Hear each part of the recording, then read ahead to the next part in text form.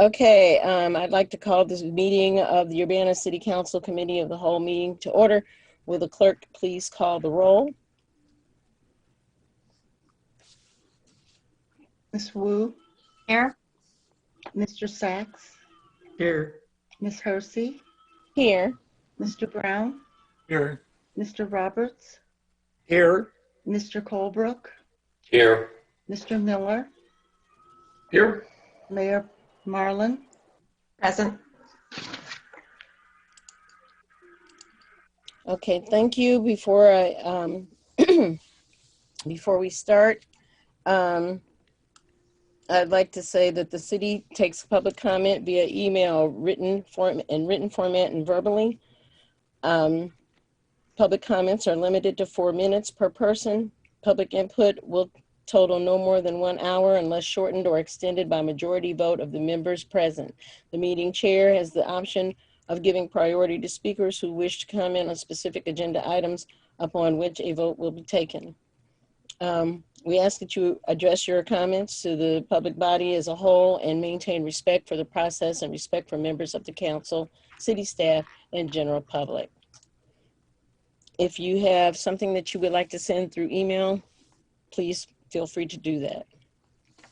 Upon that, I would like to call on the approval of minutes of the previous meeting. Do I have any motions? I'll make a motion to approve the meeting minutes from January 4th.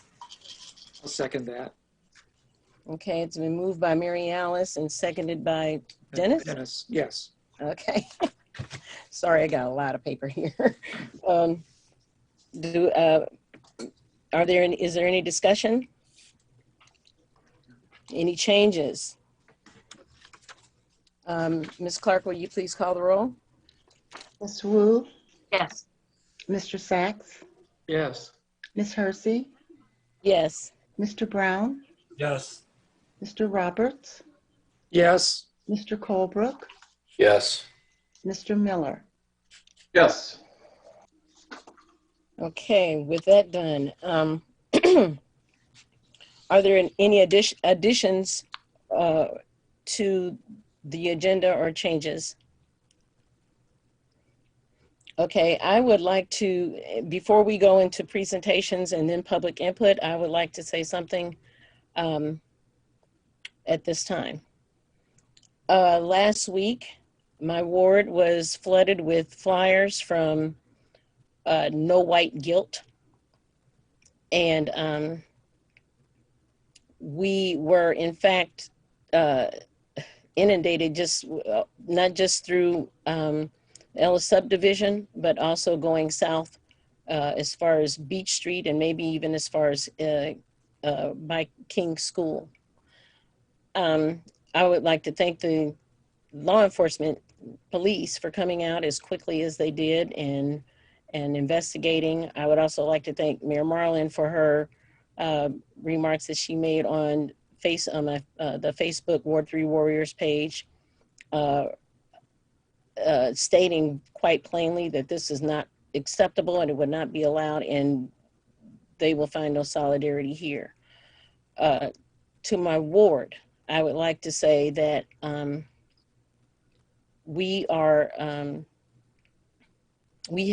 this is not new for us. We will be vigilant and watching and taking care of each other and watching each other's backs because of all of this mess that happened in DC. Some people are really feeling that this is okay, and it is not. I just ask that everyone watch yourselves and watch your neighbors as much as possible. This is not something that's going to go away quickly. This is something that will probably be around for a very long time, and we need to be cognizant of that and aware. The investigations, I'm sure that will probably be ongoing if this continues, have been handled, I think, well by our police force and our detectives, and I expect that this will be something that will also be in continuation as long as we feel that we are under threat. And this is, I have taken it as a threat, and I will not be intimidated in my community or in my home, on my block. And I think I can speak for everyone in Ward 3 when I say that. We will not be intimidated. So with that said, if I just wanted to move on from there. The next thing will be an announcement also from Mayor Marlin. All right, as far as we're starting our you had something that you wanted to say. Yes, I just wanted to follow up on Sharice's comments. In addition to public statements regarding this absolutely unacceptable behavior, the city of Urbana has mailed messages to residents in the Dr. Ellis subdivision, and the messages read, these are postcards that should arrive in their mailboxes tomorrow or the next day. Dear friends, last week your neighborhood found hateful messages in driveways and yards. Today, I want you to have this message of love and concern from your community. Please know that we stand with you against racist attempts to divide our city. We condemn these hurtful actions and will do our best to determine who's responsible. Sincerely, Mayor Diane Marlin, on behalf of the people of Urbana. Thank you, Mayor Marlin. And let me see. We're going to have a presentation regarding the audit. Okay. Yes, and we have Shannon Clark here, who is our new Deputy Finance Director, and she's going to get this started. Good evening, everyone. I'd like to introduce Joe Lightcap, who is a partner with our audit firm, Baker Tilly. Before Joe goes over the FY20 audit reports, I briefly wanted to mention a few items. First, the audit reports are prepared on a different basis of accounting than the reports you're used to receiving from us throughout the year. The Comprehensive Annual Financial Report, also known as the CAFR, is prepared on the modified accrual basis of accounting per accounting standards, while the budgeting and quarterly reports that you receive from us are on the CAS basis of accounting. Also, there are some differences in the way funds are presented. For example, the general fund in the CAFR includes other small funds for presentation purposes. For your reference, all reports being presented today are available on the city's website. And then lastly, I'd just like to thank the accounting and auditing teams for all of their hard work. Both teams found ways to work effectively and remotely given the challenging year due to COVID. So thank you. And I'll turn it over to Joe. Hi, everyone. First off, I'd like to echo those sentiments on the cooperation and how the audit went in the remote environment. The city's always very good. The accounting staff is always very good at getting us information. And this year definitely did not make that any easier, but the city performed up to task as always. I will be going over three reports tonight at a very high level. So if you have any questions, feel free to stop me at any time and ask them, and I'll take a pause between the first two reports. I'm going to share my screen so that you can see the pages of the financial statements and the audit results letter that I'll be going over. You should be able to see right now the beginning of the comprehensive annual financial report. And as the name suggests, it's a more comprehensive document. And it's more comprehensive than what's required by accounting standards. So there's a lot of additional information that isn't required, but it's very useful to the users in the financial statements and to City Council. Mainly there's a narrative at the beginning that talks about some policies of the city, as well as some good 10-year trend information in the back. The first part of the financial statements I want to go over is the opinion. Once again, we have issued a clean or unmodified opinion on the city's financial statements. This is the highest level of assurance you can get from your outside auditors. States that everything's reasonable in all material respects and can be reasonably relied upon by an outside user of the financial statements. There were no new accounting standards or auditing standards adopted during the year that were important enough to really change your perspective when you look at this compared to the prior year. On the next thing I want to just briefly go over is to point you in the direction of the management's discussion and analysis. It starts on page 4. This is a high-level overview of the financial statements written by the finance staff and their high-level overview of results compared to the prior year and kind of why that happened. It's a real, and it also discusses the financial statements that are included. It's a really easy to read part of this document, whereas some of the other parts can get a little deep into the different accounting policies. This is a good high-level overview of the year. The next part I want to go to is page 15. This is the statement in net position. So as was mentioned, these financial statements are on a different basis of accounting. We'll go over the modified accrual ones in a second, but there's also full accrual financial statements in the beginning of the report and the statement in net position.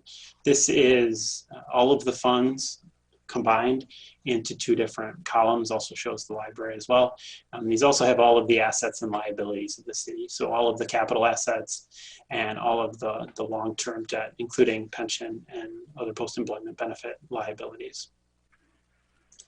The statement of activities on pages 16 and 17 is your income statement on the full accrual basis of accounting. And you can see on page 17, the change in net position, the governmental activities. Net position decreased by about $2 million. The business type activities went down about $400,000. We'll see in a little bit the modified accrual statements and how the fund balances went up. The change from that one basis accounting on the fund level to all of the funds as a whole is mainly due to the inclusion of the net pension liabilities of the city on these full accrual statements. So here I want to go to a little more of what you see. Obviously, as mentioned, there's differences in the basis of accounting and some of the grouping of the funds to combine what we have here as the general fund. But you can see as the total fund balance increased by about $1.7 million from the prior year, and the general fund was up about $1.4 million, which is about 6.5 months of expenditures. After these statements, there's some information on the proprietary funds and the pensions as well. And then the notes to the financial statements goes into a lot of great detail on the accounting policies and changes from prior year on different accounts. But I wanted to kind of jump over that information and direct you to page 92, which is the pension statements for IMRF. The 92 starts IMRF, but then we'll go into the police pension and the fire pension. We can see on IMRF on the right column, the net pension liability, which is like 2/3 of the way down the page, was about $4 million compared to about $10.7 million in the prior year. A large reason for that is net investment income. And this net investment income is measured as of 12/31/19, which is 6 months prior to the fiscal year end. When we go into police and fire, starting with police, you can see that number was not as big of an increase compared to the prior year, and that's because it's measured as of June 30th. So just some things to think of. We have similar schedules measured differently because one is IMRF measured for the fund as a whole, and then you get drilled into more detail with the police and fire pensions held at the city. The net pension liability for police increased to $26.8 million, and fire is at about $12 million. As I mentioned, there's some additional trend information in the financial statements and a lot of good budget to actual information. So if you want to compare what the council adopted for the budget and compare it to actual results, you can do that as well in this document. With that, I guess I would open it up for any questions on the comprehensive annual financial report before I move into the audit results letter.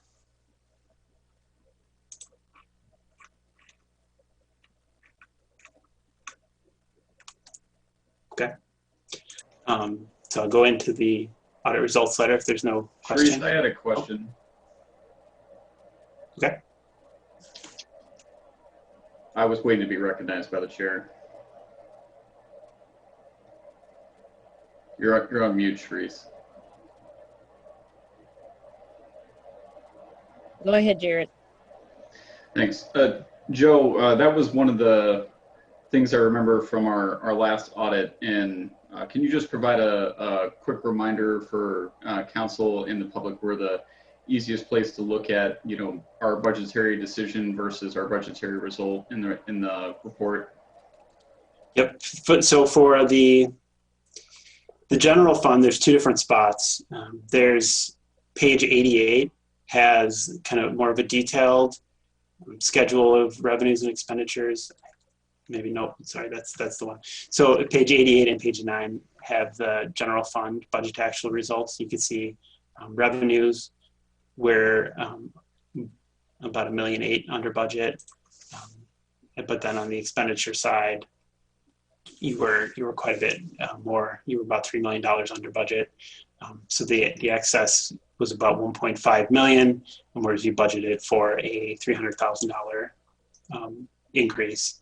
And then you get into your other financing sources and uses, which are transfers in and out, and that you can see how that results into the $1.4 million increase in fund balance for the general fund. There are the other major special revenue funds and other funds have budget to actual schedules after the fire pension schedules. There's combining schedules for your different non-major funds. And then starting on page 112, there's additional budget to actual schedules. Okay, thanks. Appreciate that. Any other questions? Okay, Joe, I guess you can move on to the next thing. I think I did see a question. Oh, Dennis. Okay. You're on mute, Dennis. Okay, there I go. Thanks. Earlier in the report on page 10, the last paragraph, you talk about it's called current year impacts. And it says that the government activities experienced an increase in expenses of 1.4 million from 47.4 million to 43.3. I'm wondering if those numbers are reversed. If we're having an increase, it wouldn't go from 47 million to 43 million if it was an increase. Am I reading that wrong? Yeah, you are correct. The expenses this year were 47.4.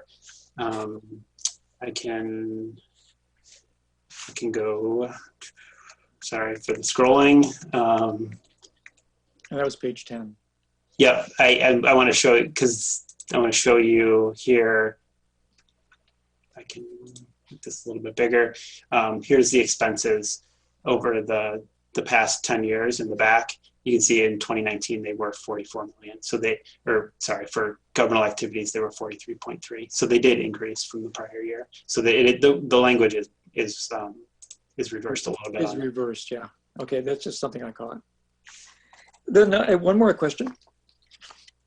Our central TIF shows a deficit this current year, the funds of $82,000. Is there any background on what the expense was that created the deficit in the central TIF district?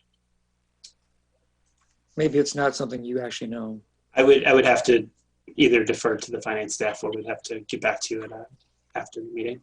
All right. Yeah, I'm gonna say we think that was just a timing issue, but we can dig into that a little bit more and get back to you. I realize the TIF hasn't probably grown very high, but I was just sort of wondering about how it could be a deficit so soon. Thank you. Are there any other questions? Grace, I have a question about pensions. Okay. So if you wouldn't mind going back to the FOP and the two pension pages.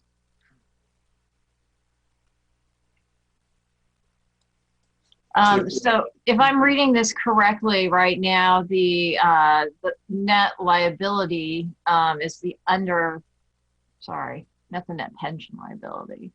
The city's net pension liability, that's the amount of money that we don't have saved. Is that just a summary, a quick summary of what that means, right? Correct. So we're in negative in these amounts. And I know that we've always had conversations about the pensions in terms of who manages the funds. Some groups are better at managing the funds than other groups, or maybe I should say they're more fortunate in the choices that they make. And that the fire department generally is better funded based on the decisions of the fire pension board than the police pension board. So is that one of the things that we're seeing here? Is that continuing here? Or are there larger issues? I would have to go, but I don't have the rate of returns over the, for fiscal year 20. But just looking at it, there is it's hard. The fire pension did result in additional investment income, but they also had a higher net position to start with, so that would generate additional income. Yeah. Have rate of returns. I might be able to help. I can get you those returns tomorrow.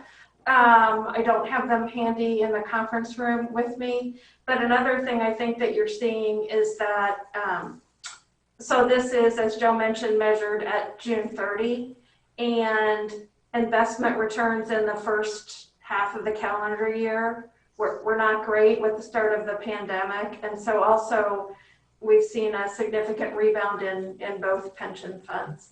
And also I'll note that issue of investment decisions is going to disappear soon with the consolidation of police and fire pension funds downstate in Illinois. And so we expect that that's going to happen sometime in the next year. Both of these funds will get absorbed into the larger state, downstate police and fire funds. All right. And so right now, at the moment, we have 19% for the fire department, which is not funded, and we have more like 35% for the police. Is that right? No, 40% for the police. And then what is it for the just the employees that are not in either? MRF is about 90. Okay, 94%. so we're 5%, Yep. 5 or 6%. Yeah, there's a huge difference there. All right. Okay, thank you. Okay. Are there any other questions from City Council? I'm trying to see. Okay, not seeing any. Thank you, Mr. Lightcap. I suppose we're finished, or are you? I do have another report that I can go over. Okay, please do. Okay, continue. I'm sorry. So that's okay. So this is the reporting and insights letter from the 2020 audit. This is the non-financial highlights.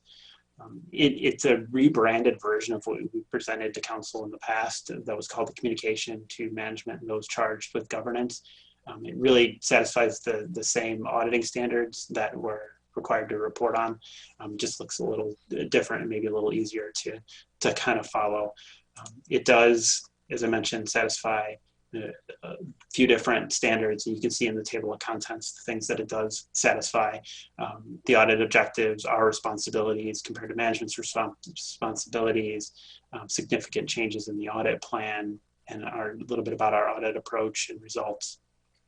And then some additional information kind of ancillary to that.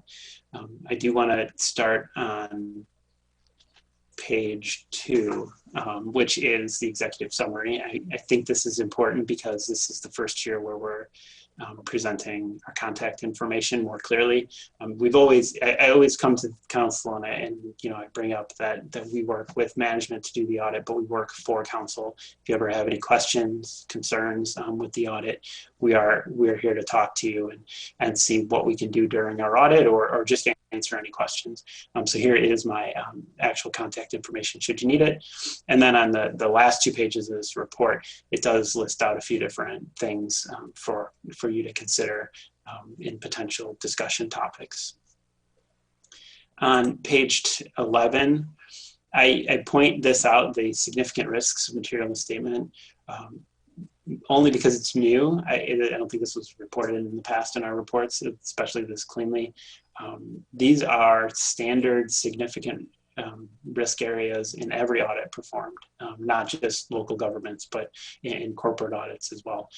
So there's two areas: management override of controls and improper revenue recognition due to fraud. We are required to look at those two areas in every audit we perform. So it describes a little bit about our testing approach and our conclusions, and the conclusions are positive. So I'd like to point that out because it's new and a little bit different. It could be concerning if not put into the proper context. On page 12, the final kind of piece I wanted to go into detail is the internal control matters section of this report. So when we come in to do our planning procedures for the audit, we look at internal controls to determine the nature, timing, and extent of our procedures, not to necessarily provide you with an opinion on internal controls, but if there's something that we see that we feel the board or the council should know about, we put that in this letter. There is one comment reported concerning financial statement close process and really our involvement in the preparation of the comprehensive annual financial report. This is a comment that you've seen in the past, and it's fairly common within the state and local government arena. I do like to point out also that in the prior year there was an additional comment around payroll segregation of duties, and I think when we talked last year, we talked about that comment potentially going away with improvements done with the GL system and a few additional internal controls. I'm happy to present that that comment has been removed for fiscal year 20. So while we talked about having to test it when we came out for the fiscal year 20 audit, that is what we saw. That control has still been in place. So that's always good to see. The rest of this letter is very, I would say, boilerplate, which I think from your perspective is a good thing. If there weren't any disagreements or unusual transactions, we would report those, and you can see throughout the letter that there's none reported in a lot of those, all of those areas. So it's definitely good to see. And it just talks to the skill and the talent of the finance office. And this letter in particular, the internal control matters, is designed to point out things that we see, like room for improvement. It doesn't obviously list out all the good things that the finance staff and the rest of the city is doing. So I do like to point that out, that this is geared towards that and not necessarily geared to be a positive letter. So with that, I would open it up to any questions on the audit results communication.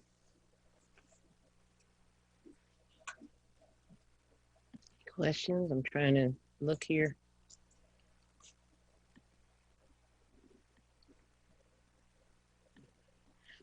Okay, I don't see any questions. Does anyone want to have a comment or anything? Okay, are you finished, Mr. Lightcap? I am finished. Okay. Thank you very much for your information, and we really appreciate it. Thank you for having me. Have a good night. You too. Okay, next we will have public input. Let me go through here and see who's. And I will start with Christopher Hansen.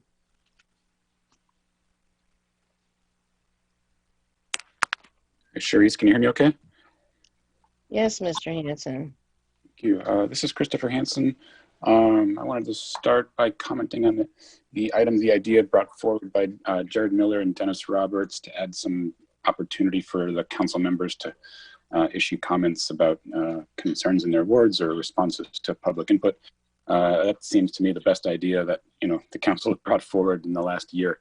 So and really, I want to point out what you're doing is essentially restoring things back to what they were before the mayor broke them with the new rules. So it's interesting. What I really want to talk about is the way the city handles issues of accountability in our CPRB, and especially the HRC, which is the last item on your agenda there. I have a letter here from Carol Mitten scheduling a CPRB hearing, appeals hearing, and we're still not following the ordinance. I mean, the ordinance indicates a specific notice time for scheduling these hearings with all the interested parties. I think you guys probably recall this came up before, and we're still not in compliance. So I don't understand why this is so difficult. And what's infuriating is that in every instance possible, the posture of the city is to obstruct access by residents to a particular process, and to always excuse misconduct or refusal to comply with the established processes by the city and city staff. So the posture should actually be the opposite of that. It should always be in the direction of including the residents of Urbana. And this last item on your agenda here, you're going to discuss something that is opposite to basically what every member of the public I've talked to is interested in, and you're going to try to, or what Carol Mitten is going to propose at least, is to excuse and exempt the city of Urbana itself from our own anti-discrimination laws, from our own human rights laws. And the reason this is happening is because the city just doesn't want to have accountability. In every instance where some issue of misconduct or accountability has come up with city staff, elected officials, the Urbana Police Department, the response at every moment is to, instead of deal with the misconduct that actually exists, the response is for the city to try to contort itself in a way where it can just ignore the fact that there was misconduct, or refuse a resident's complaint, or somehow just twist itself out of the process.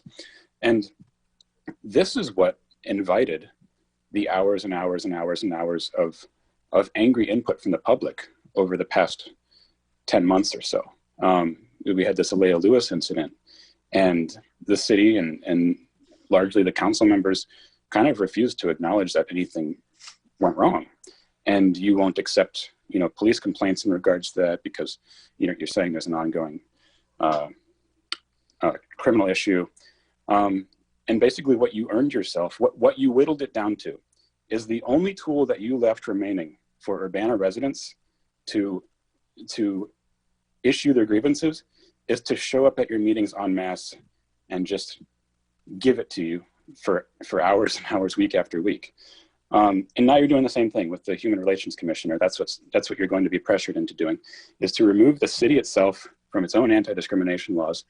And I sure hope you guys are prepared to explain, if you are going to push this forward, I sure hope you guys are willing to explain why everyone else in Urbana should have to comply with our anti-discrimination laws, but for some reason, the city, its employees, its staff, its agents, and everyone everyone related to the city is expected that they shouldn't have to comply with those anti-discrimination laws. It's the wrong thing to do. You shouldn't do it. If you see a process problem, a mechanism problem, then change the process. Don't just exempt the city. Thanks.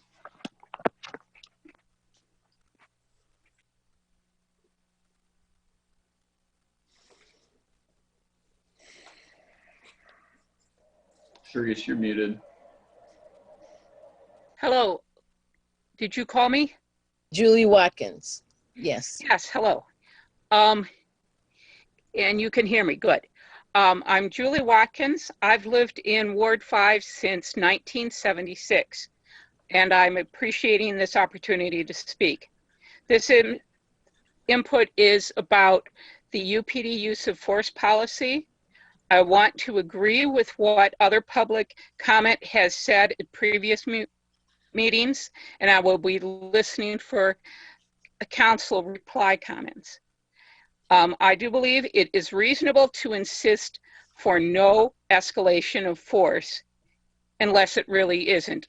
If the person shows a weapon and is attacking, yes, then it isn't an escalation to react to that. But words are not a threat. Walking away is not a threat. That's passive. It's reasonable for us to say no use of force in those cases. It's reasonable for us to object when we see a video showing UPD using force, showing UPD escalating against words, escalating against walking away. You don't use force, use persuasion. Have a talk and let them go. If UPD doesn't incorporate what ACLU and other groups have put input in, how to close the loopholes, Danielle Chenoweth pointed out language in the then proposed policy would facilitate implicit bias, but we want to remove that. So I hope the policy's been revised, because really what you permit, you're promoting. Please don't tell me through policies, please don't tell Urbana residents through these policies that you're okay with perpetuating the implicit bias that's already been proven. Don't tell us that it's okay with you that police do what they do with a little bit of pretty up on the edges. You've already been evasive on many matters. There's other public input has given examples. That doesn't help community trust. I want you to use these policies to try to regain that trust. When you, in essence, try to call an apple a desk, that doesn't help with trust. So I'm hoping you will please write something with proper input that the ACLU and others who have studied this problem can endorse. Thank you. Thank you, Ms. Watkins.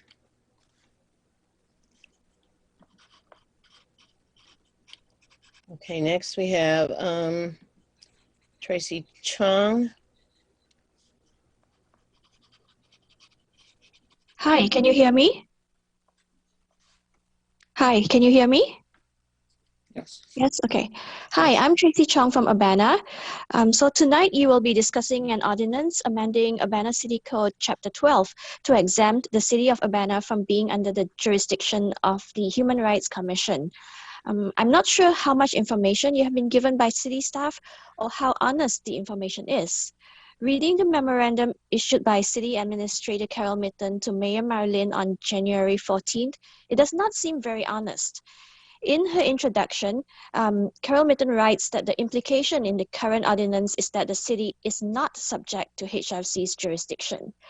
This is not accurate. There are several sections in the code that do strongly imply that the city is subject to jurisdiction, and the fact that we have to add language that explicitly exempts the city tells us so. At the November 10th special HRC hearing, it was a unanimous decision by the panel that the city's hiring practices do need to comply with the Human Rights Ordinance with regards to discriminatory hiring practices. The panel also agreed that based on the current ordinance, the HRC does have jurisdiction over the hiring practices of the city. What's alarming is that Carol Mitten wrote a letter to the HRC saying that the city is disregarding the outcome of the hearing, and moving forward, the HRC has no jurisdiction to ensure the city follows its own anti-discrimination policies. She then says that the outcome of the hearing is void because of a technicality. The proposed ordinance suggests including a statement saying that the city intends to follow its human rights ordinance.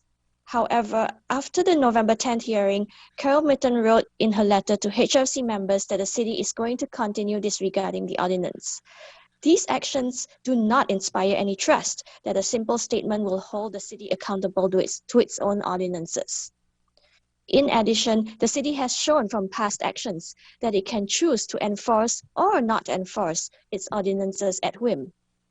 In today's memorandum, Carol Mitten gives reasons such as conflicts of interest and the difficulty of the city prosecuting itself. However, I urge City Council members to not take these reasons at face value and to look for other solutions. For example, the city could use outside counsel to defend itself should the city be a respondent in a hearing. It's also worrying that the city seems to hold influence over a commission that is supposed to be independent, like the Human Rights Commission. HRC members have been discussing this issue since last June, and from listening to all their meetings, it seemed to me like several board members who were tasked with reviewing the ordinance agreed that there are sections in the Human Rights Ordinance that conveys the intent of the ordinance to have jurisdiction over the city. However, after receiving Carol Mitten's letter essentially voiding the results of the November 10th hearing, it seemed like it was actually pretty disturbing to hear the board members suddenly flip-flopped, and it sounded like they were afraid of forming an opinion. And they're now tasking you, council members, with making the decision. I think this is, I felt very disturbed hearing that. And I hope that you will weigh this decision and not just follow what city staff is telling you to do. Thank you.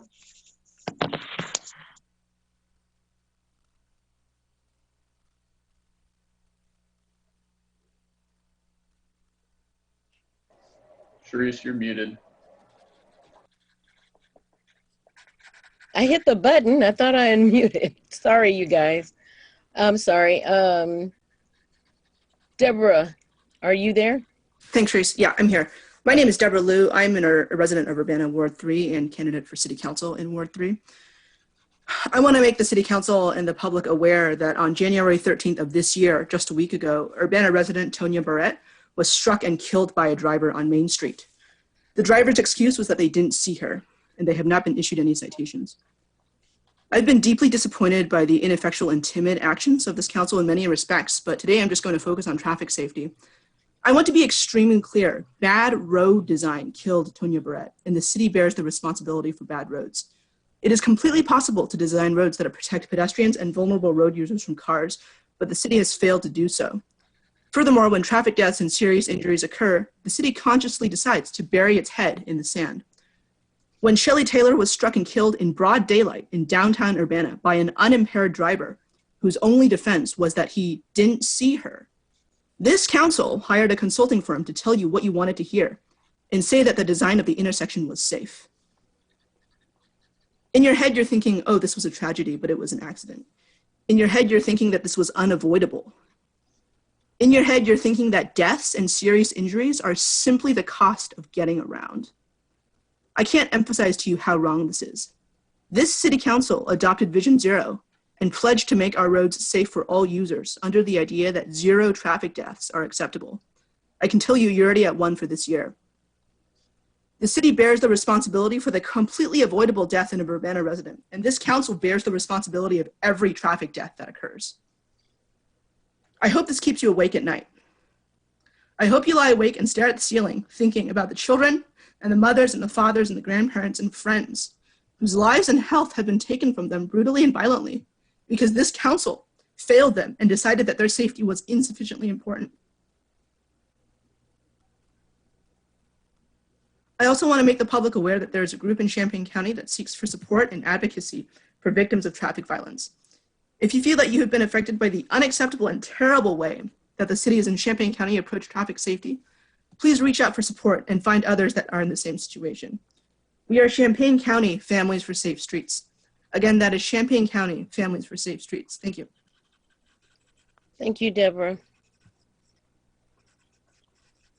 And next, this is why I keep, okay.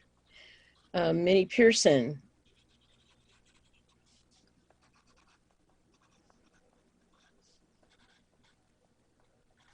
My hand was down, but I will speak. I know that I'm Minnie Pearson, NAACP president.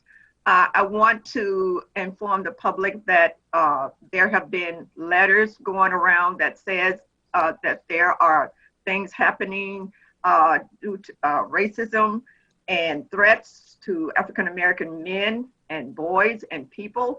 I want you to know that that did not come from the NAACP. It is a host. There are people out there that would further divide us. So that is not true. And we will be meeting with the mayor tomorrow at 2 o'clock to discuss the ACLU and the NAACP equally will be meeting to talk about the reforms of the draft for the police. So we will talk a little bit later, but just to know that we are working on a meeting tomorrow. Thank you. Thank you, Ms. Pearson.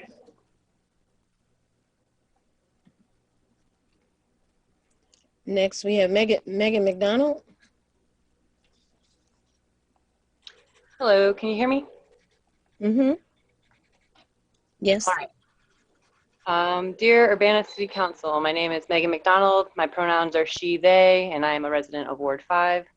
Really quickly, I just want to say that people ask if you can hear them because this is a virtual meeting with multiple avenues for error. So clarifying this helps with technical difficulties and any citizens with disabilities. So please keep this in mind when people ask you if you can hear them and respond accordingly.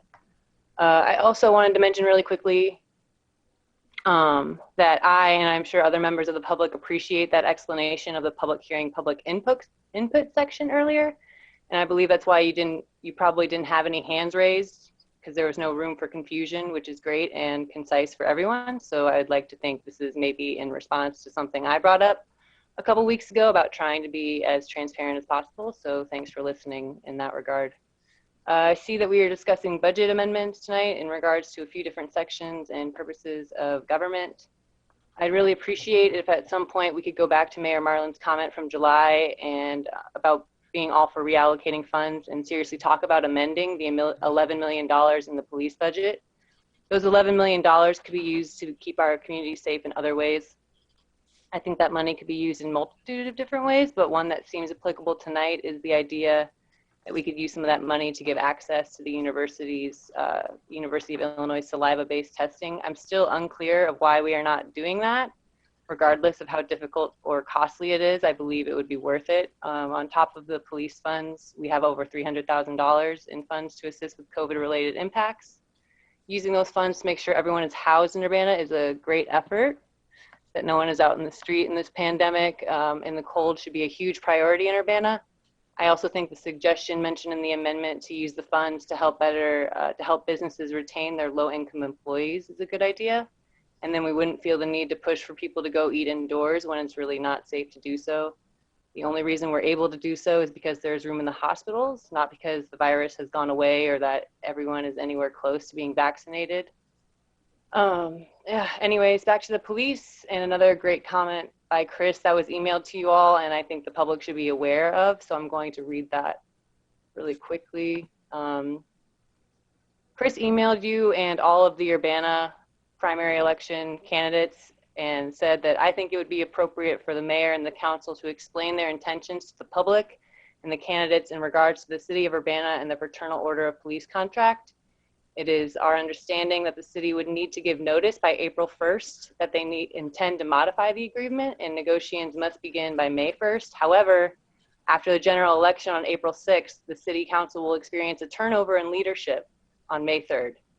My understanding from Chris's understanding from a conversation with the mayor is that the notice and negotiations may have already begun. If this is the case, I do not believe the public is being made aware of the process.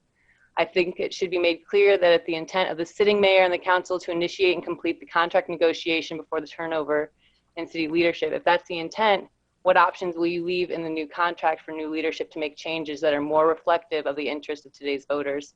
Will the newly elected Urbana officials need to wait a year or more before pursuing substantive police reform? So I thought that was important to bring up. You should probably address that. I also hope you don't rush the use of force policy, especially how much disapproval you receive from the public, the NAACP, and the ACLU. The police don't need that grant money by the end of the month. The citizens of Urbana deserve a thorough and thoughtful use of force policy to have as many protections as possible against the police. Thanks. Thank you, Megan. Next is Grace Wilkin. Hello, can you hear me? Yes. Thank you. My name is Grace Wilkin. I use she, her pronouns, and I am a resident and candidate in Urbana Ward 6. There's so many issues, and I encourage that you please listen to the public, to the people of Urbana tonight, and all of the nights when you're meeting, and work towards the best interest of the people and our community. Just a few things I wanted to comment on of agenda items tonight. We're in support of the gender neutral and gender inclusive language in city documents. And I think that reallocating your travel money for that is a very appropriate and honest use of funds. On the human rights hearing and non-discrimination, I think that the city needs to be held to its own standards, and also that you need to look into the integrity of this process. The city attorney was the presiding officer while also defending the city in the HRC hearing. And I really encourage you to not take that at face value and please look into that issue. The criminal justice system is a vicious cycle, and people need access to basic human rights like housing and employment. Urbana has been much more progressive, even in our local community compared to Champaign, on not discriminating based on criminal record. And I think that it's really important that the city upholds its own standards. This is a really important issue, and please do not take this lightly. Also, with the budget amendments proposed, there's a lot of details, a lot of numbers. I looked at it, not all in detail. And overall, I just encourage you to think about our budgeting and what's actually benefiting the people of Urbana whom you serve and represent.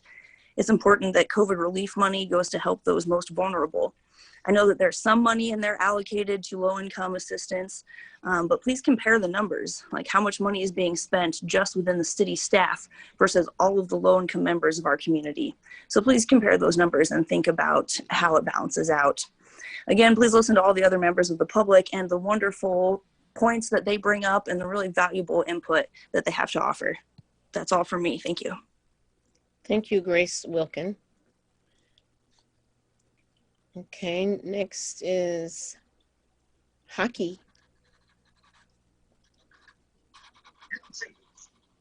Hello, can everyone hear me? Yes, I can. Hi, my name is Haki. My government name is Drake, but my name is Haki as well. Resident of Champaign, recent graduate of the University of Illinois. I just got off Champaign City Council's public comment meeting, and I basically just want to relay the same information, maybe in a little less aggressive, because the speaker before me, sorry that I didn't get their name, but I did remember the pronouns, her, she, her, in terms of the progressive ideas and the progressive legislation that Urbana has compared to Champaign. So Urbana, let's speak for real here. There are two fights there are two fights to racism. There is a subjective fight and there's an objective.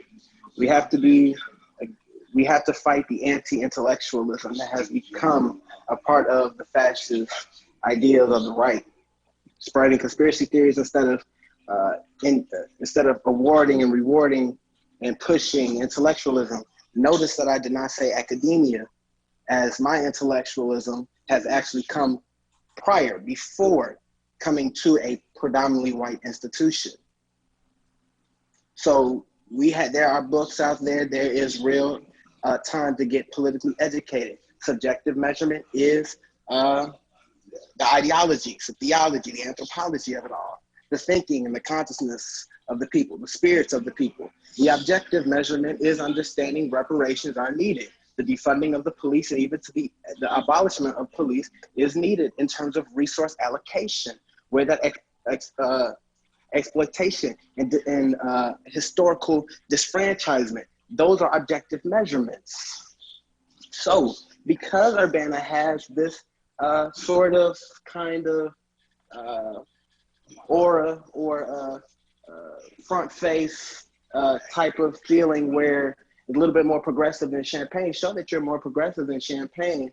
And let's talk about the Richie Turner law. Let's talk about actual legislation so that we can remove officers from domestic violence situations and only based off level 1, level 2, level 3. There are certain levels to this. We cannot just simply replace a system with another system of oppression, another system of settler colonialism.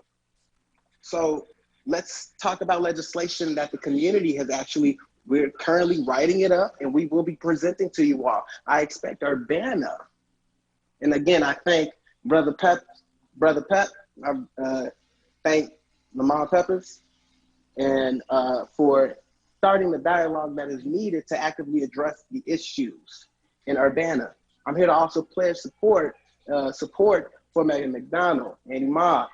There are other ones, so I can use Jared.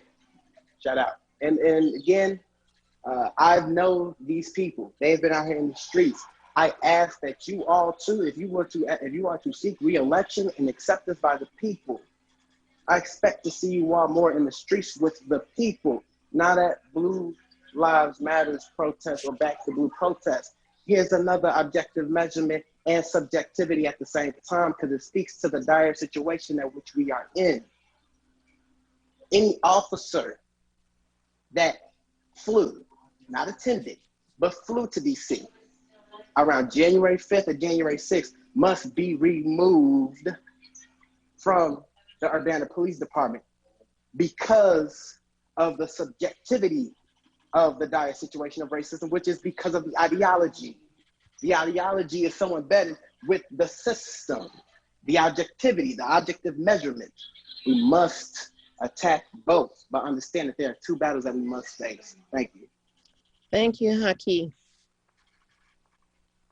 And our last person that I see up is London Grant.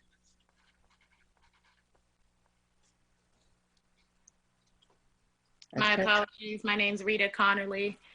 Oh. Resident in Champaign. Can you hear me okay? Yes. Thank you. Thank you. Now, I do apologize. It's been a long day, a long week. I'm very exhausted. Didn't come well prepared tonight. I just want to echo the previous speakers before me, and I applaud them for coming week to week to express their concerns regarding Urbana's government. Respect people's pronouns, plain and simple. And I don't think it's that hard. I think you want people to respect you and your pronouns, whatever they may be. So just respect people's pronouns and let's amend some of our, things to reflect that. Additionally, the city's rules should apply to city staff. I mean, I think that's pretty clear. So, I mean, let's play fair and let's not try to not apply our rules to our staff. Additionally, I think you should amend to extend the negotiations with the Urbana Police and the FOP. I mean, it's not that hard, 1 month. And so until the elections are done, I think that should be something to consider. But I think more than anything, I want to hear from the city, from our elected officials currently, as it relates to what you have to say regarding public comment. I thank Chris Hansen from week to week coming with the facts and presenting them and giving them to the public because our citizens need to be aware. Tracy Chong each week coming again with facts. I thank Megan McDonald for advocating. Please vote for her. She's in Ward 5. Each and every speaker that we have, rest in peace to the lady that was hit in Urbana, and thank you for Deborah for noting that. These are things that we need to pay attention to. These are things that need to be noted from week to week as they occur. These are traumas that are affecting our community. Without addressing the traumas of the people, we are not going to be better as a community. I don't understand how difficult that is. And you can only be empathetic. I understand that, but we need to sympathize with others. And for a moment, just place your shoes into their feet, your feet into their shoes. I'm sorry. I'm very disheartened, but again, I want to hear from you all. Oftentimes we don't hear from you. So please, tonight, address some of the public comments that were given. Thank you. Thank you, Rita. Next is Justin Hendricks. Can you hear me? Yes.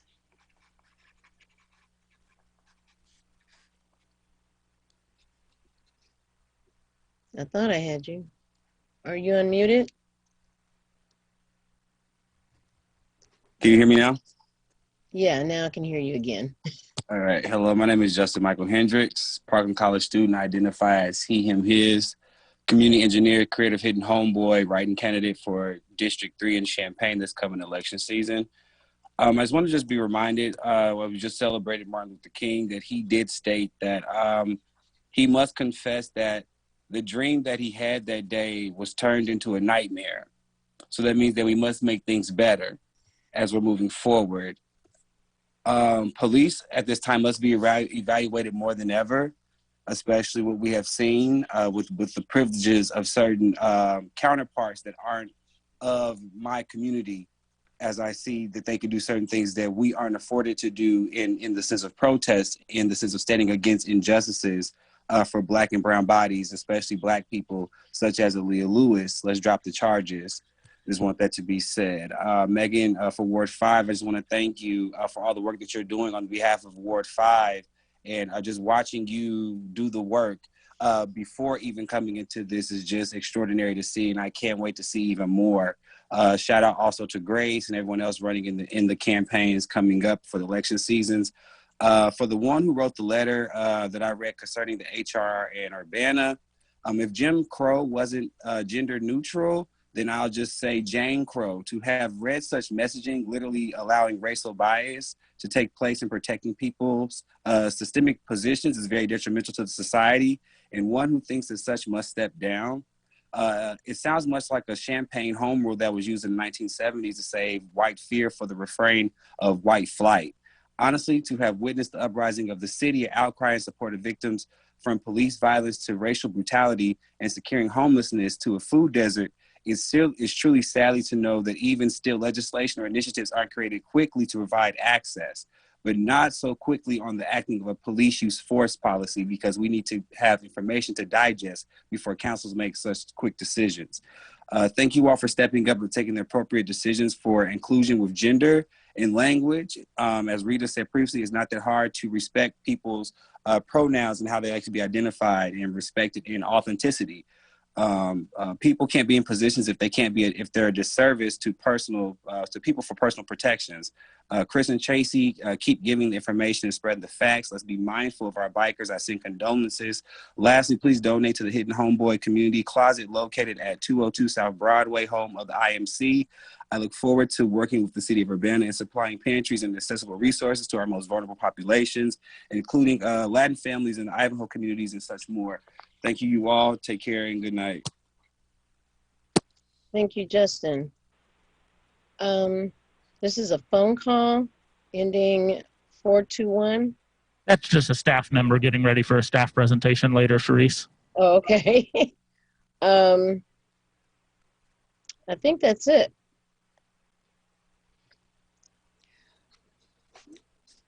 Minnie Pearson has raised a hand. Well, she spoke earlier. Okay.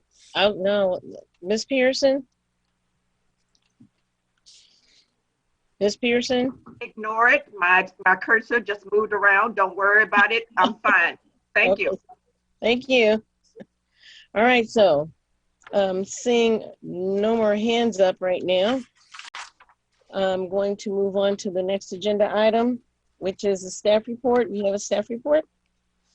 Sharice, I'll just introduce. We have a couple of staff members who are going to give reports tonight. We're going to start with Sheila Dodd, and then we'll go to Stephanie McMahon, and they're going to give an update on some of the grant money that we have been awarding. And then I believe Lori or Lori is going to give a little update on some activity that has been going on at the Landmark Hotel for people who had questions, because Dennis had sent us a note about that. So that's the lineup. And then I think the mayor probably has something as well. Okay, thank you. Who's first? Who's on first? This is Sheila. I'll go first. Okay, Sheila. Last spring, we received notice from HUD through the CARES 1 funding that the city was awarded $294,966 to prevent, prepare, and respond to the COVID-19 pandemic. In June, council approved allocating funds to housing assistance and as well as small businesses. We put out applications and the end of June and the end of July, evaluated those with a team of economic development staff, small business development center, Urbana staff to prioritize who met the guidelines and who had completed applications. The program was limited to agencies who had 15 or fewer full-time employees.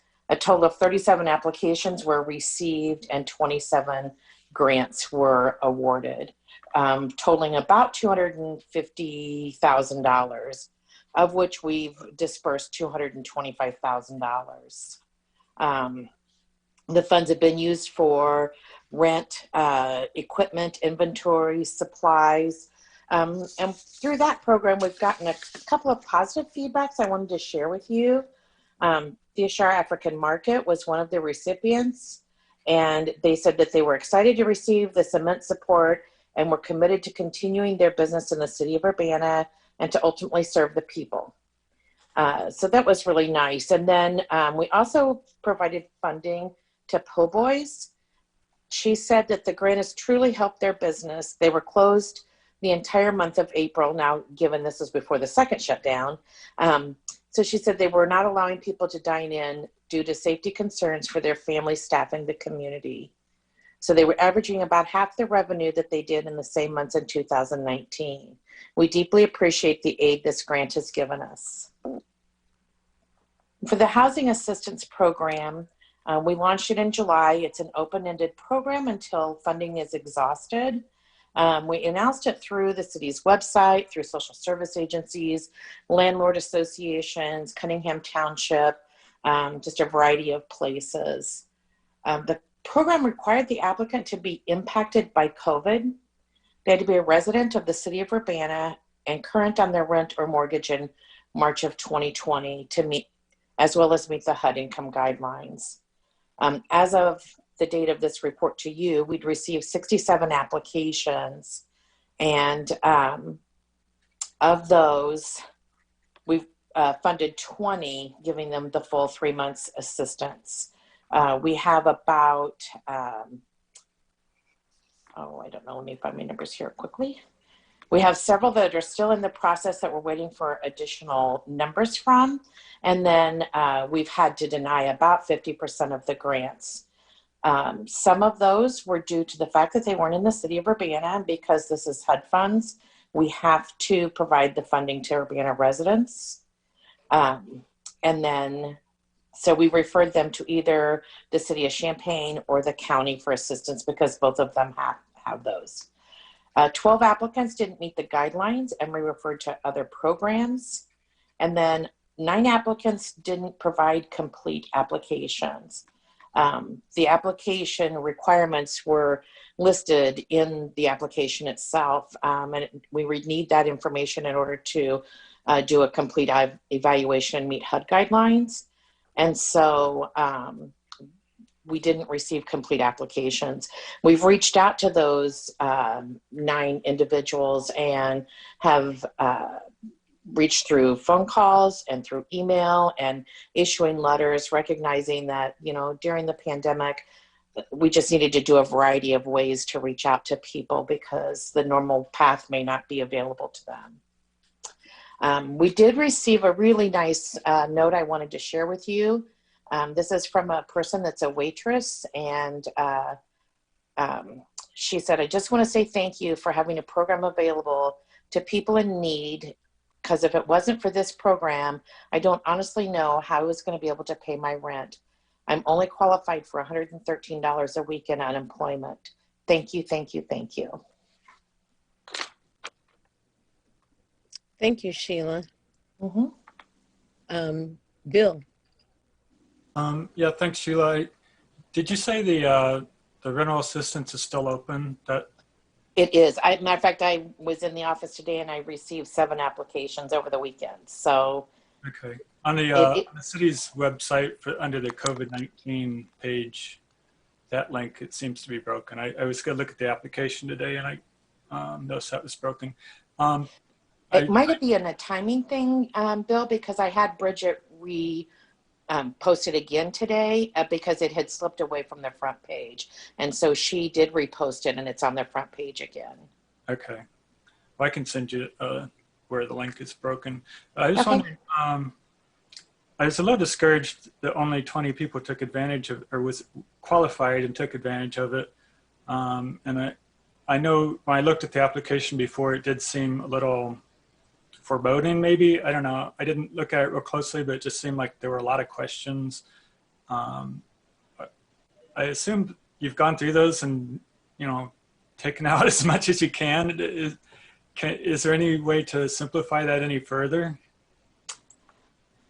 Unfortunately, not that I've been able to see, because we have to document to meet HUD guidelines, and that just requires extra steps. We've kind of worked closely with Champaign and the county to try to streamline our process as best as we can. But unfortunately, we just have to have that documentation. We still do. We've funded 20. We still have about 14 or 15 in the process where they're providing additional information, or I'm waiting on their landlord to give me some information. So it is still in the process.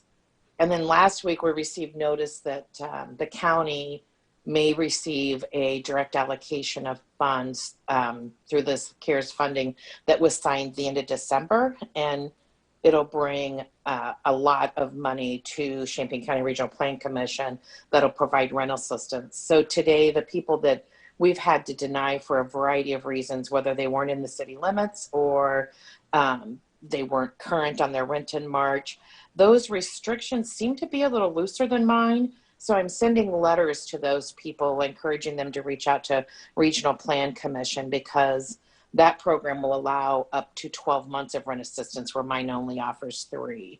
So we're trying to work together to find the best path for everyone to get them as much funding as we possibly can. Okay, thanks. I realize that HUD places a lot of restrictions and hurdles, and you need to provide a lot of information for that. But I appreciate the way that you've reached out to try to help people fill out the application too. Okay, are there any more questions for Sheila? All right, thank you, Sheila. And who's next? Stephanie? Yes. Good evening, everyone. I just wanted to give a brief update on the CURES economic support grant that we administered. I came to you last fall asking that we apply for funding from DCEO to create these grants, and we were awarded $500,000. We worked closely with Champaign and Champaign and Rantoul, and we created a very similar application process. We were all awarded near the same time and rolled out our programs at the same time. Ours had the largest grant at $20,000 max. It was a very quick turnaround because the grant and the funds that were eligible for this grant had to be spent by December 30th.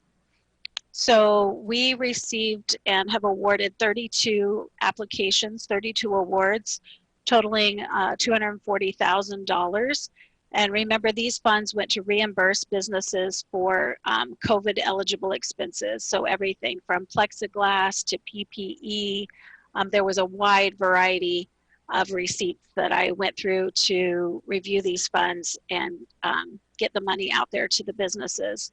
So we were working pretty fast and furious to get that done by the deadline. And the businesses were very grateful to working with us, and are very anxious to get things open again and be prepared to do that safely. So we do have remaining funds that DCEO wants us to use. We're just waiting for legislation to pass telling us how we can use those funds, if the grant can be extended or changed in any way so that we can expend them to the businesses that need them. So I'm glad to answer any questions you have. Are there any questions for Stephanie? Stephanie, you gave us a list at one point. Is that the list of businesses that were helped under this grant? It could have been. I keep a list of all the businesses that have received even big and PPE funds. So I have a full list of all the businesses in Urbana that have received any type of funding from the start of COVID. And I'll be adding this list of those CURES recipients to that list along with Sheila's grants too. So I'm glad to send out anything you'd like. That would be great if you could send us. Thank you. Any more questions? Okay, thank you, Stephanie. Thanks. And next is Lori. Thank you. I wanted to respond. Dennis had asked for a little bit of information about the activity that he and others have probably seen around the Landmark Hotel. So a few weeks ago, there was a sprinkler issue in the 1982 portion of the hotel. So there has been some water damage. So what you have seen put into dumpsters is wet drywall, wet carpet, wet mattresses, that kind of thing. So they're clearing out the items in the 1982 part of the addition that were that experienced water damage. So that is the extent of the construction or deconstruction at this point. Okay, thank you so much. I rather imagine that there was probably a problem similar to that, but it's good to get confirmation. I appreciate it very much. Anything we know about actual reconstruction coming up for the developer himself? Well, I was going to reach out about the first of the year to kind of find out where they were with that schedule, but then the water issue came up, so I'm allowing them the space and the time to resolve that. And then maybe in the next week or so, I'll reach out and see how they're doing on the design work. Okay, thanks so much. Mm-hmm. Are there any more questions for Lori? Okay, thank you, Lori.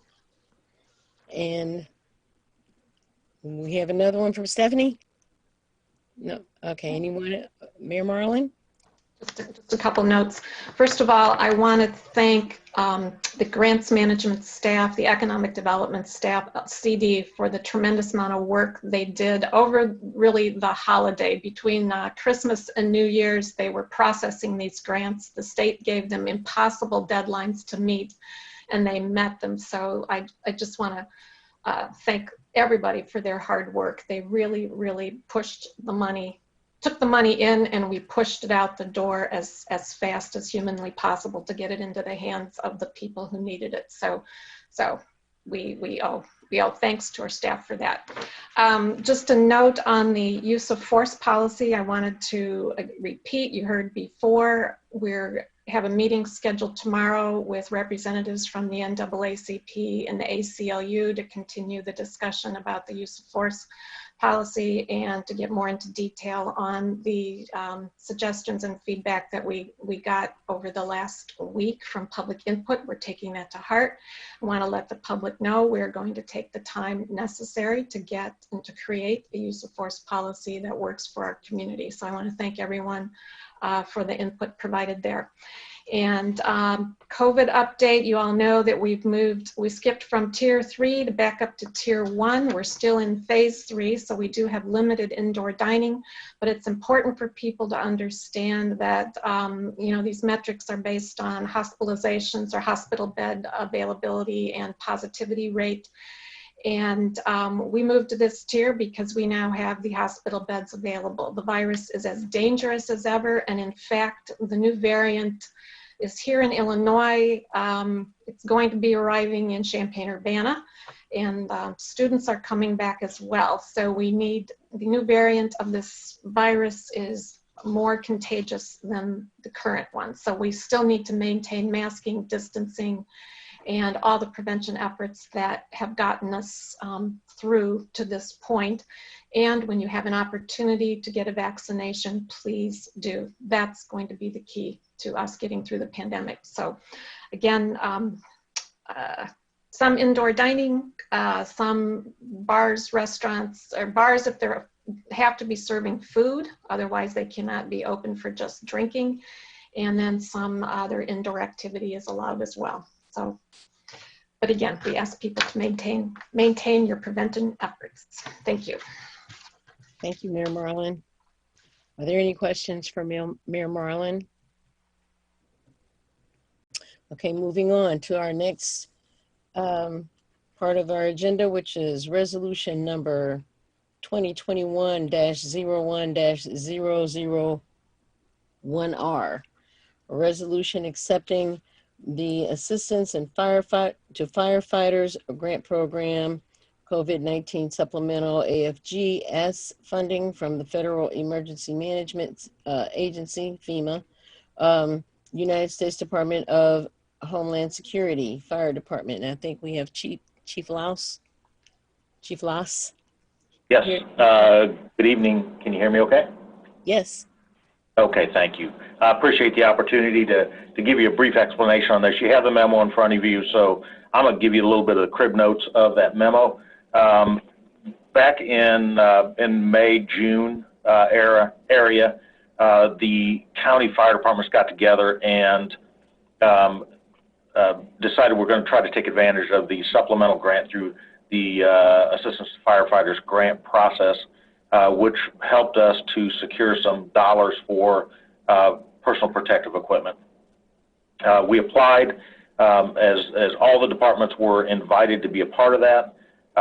We put all of our figures together and came up with the amount of $207,030 that was requested from FEMA. We were successful in that.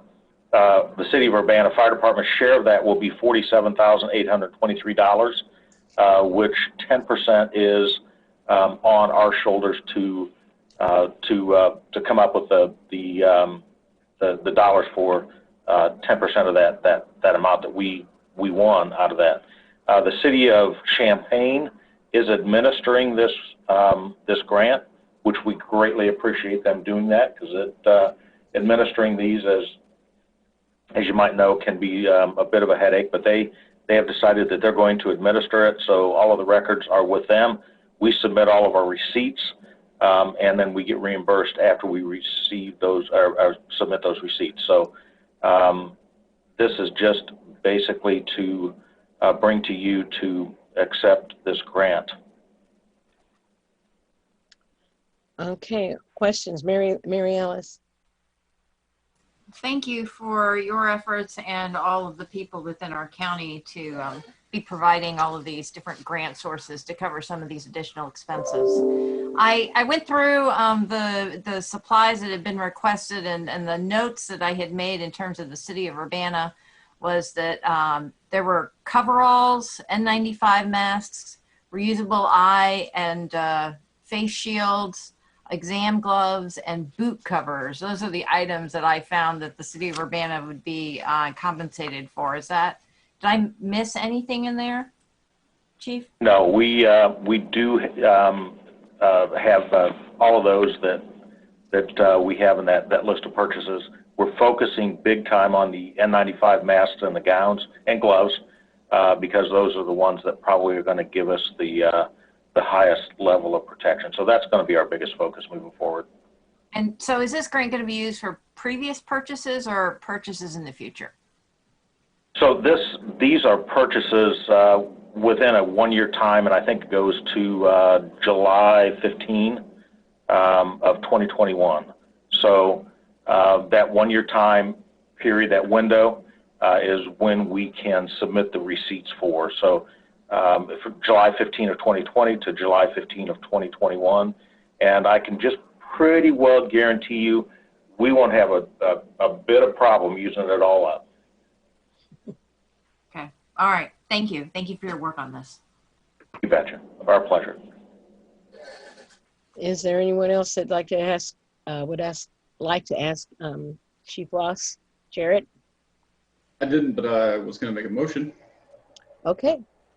I'd like to make a motion that we send resolution number 2021-01-001R, a resolution accepting the assistance to firefighters, a grant program for COVID-19 supplemental AFG-S funding from from FEMA and the U.S. Department of Homeland Security, be sent to the City Council with recommendation for approval.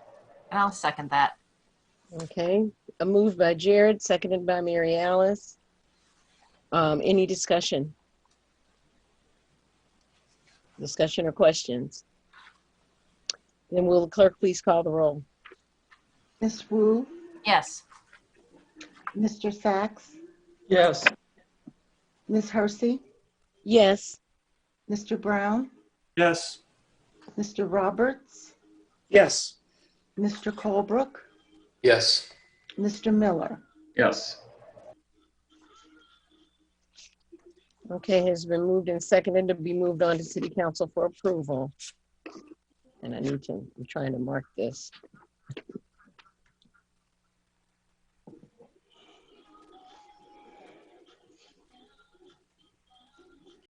Next, we have resolution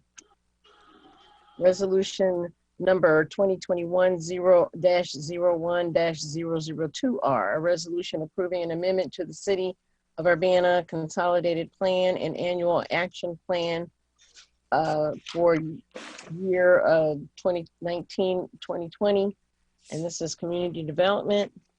Is there anyone here that would like to speak to this? This is Sheila. I'll speak to it. Okay. The city received notice in the fall that we'd received an additional $334,849 through CARES 3 funding. At that time, we were told that we needed to amend our most recent plan that was adopted, which was our fiscal year 2021 plan. And council did receive that amendment in November. But then in December, we received notice that HUD wants all CARES funding to be in our FY 19-20 annual action plan. So we're bringing this back to you for amendment to make sure that it's in the correct year. The funding's to be used to prevent, prepare, and respond to the needs of low and moderate income persons impacted by the pandemic. It needs to address gaps in service and not duplicate services. We're continuing to work closely with lenders, the school district, local governments, social service agencies, homeless service providers, economic development groups, the Housing Authority, just a variety of agencies to identify those gaps in services. We've also reached out through our National Community Development Association to look at other communities and where they're using this CARES Act funding. And at this time, it looks like the majority of agencies throughout the country are using the programs for, or using the funding for housing and business assistance programs. By completing this HUD administrative requirement, the programs can be implemented and we don't have to come back to do another consolidated plan amendment process. We will be bringing proposed programs for the COVID programs for approval at a future date. The proposed amendment also outlines unexpended funding from regular CDBG funds for FY 19-20. So you'll notice as you look to, if you look at the two budgets, the one that was amended in May of 2020 and the one that I'm proposing now, you'll see that the additional $334,000 was added.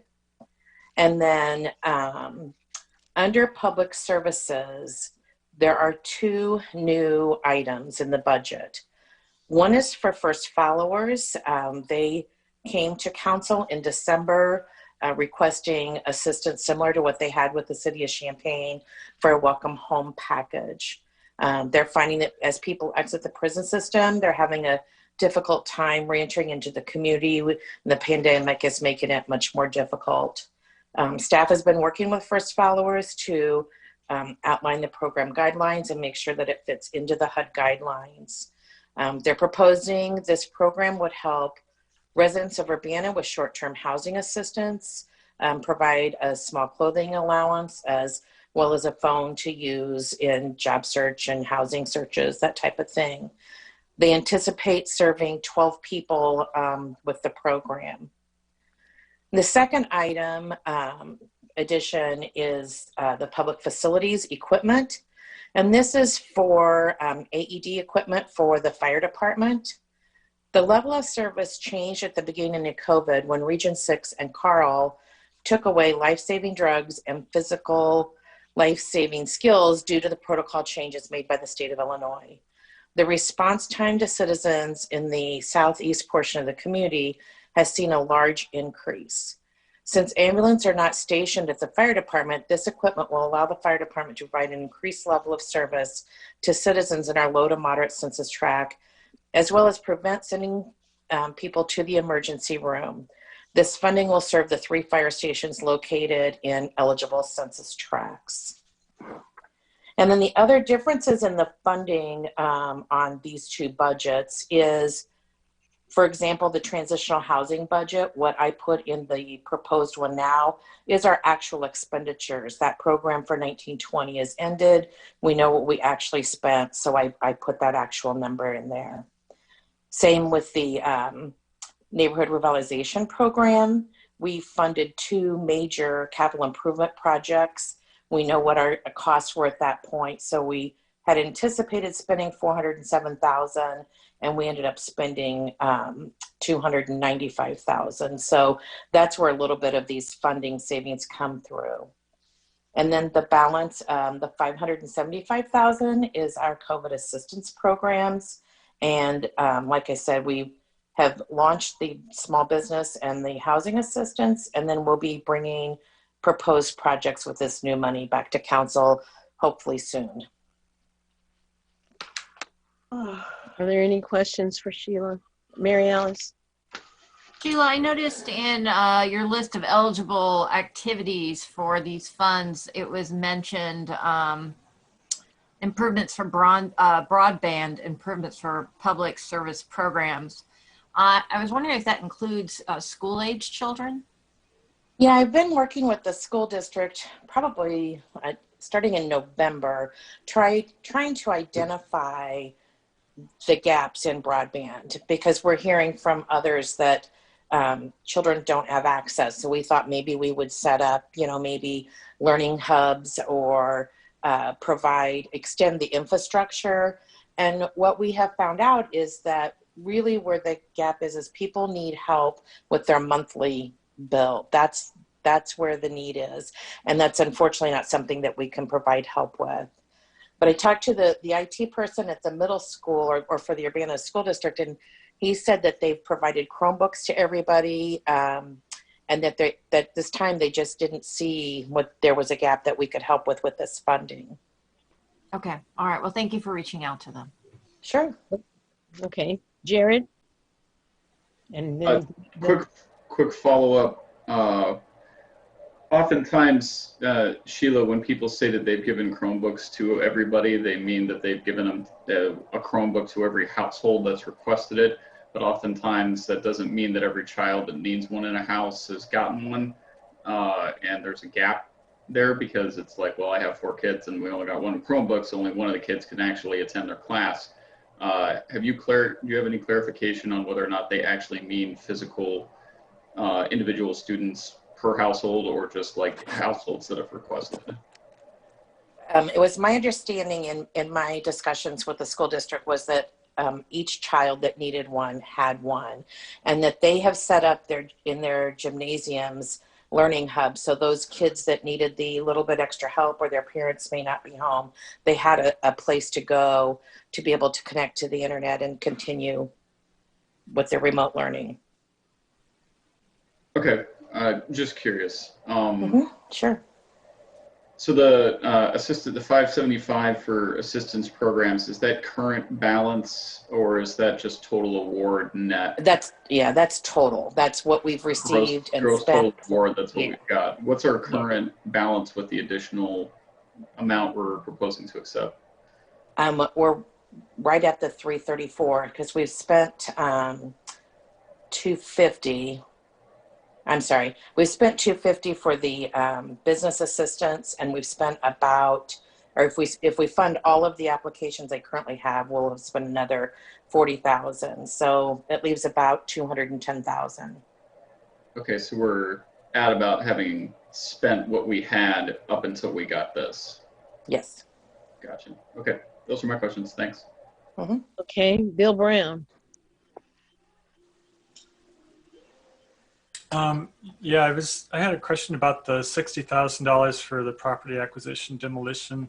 I see it's still on the summary table, but in the itemized part, it looks like it's got a strike through. Did it change funding sources? It says CDBG, then 60,000 struck through.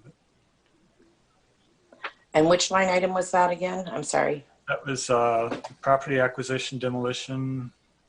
Yeah, we actually used a grant through the Illinois Housing Development Authority to run that program, and so we didn't expend those funds, and that's why it has a strike through.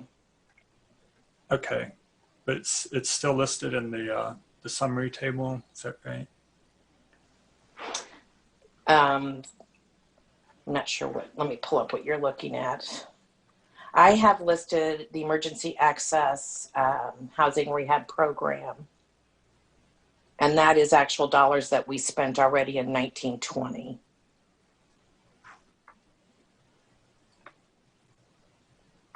I guess I'm looking at page 2 under neighborhood revitalization programs. It's still listed there. Okay.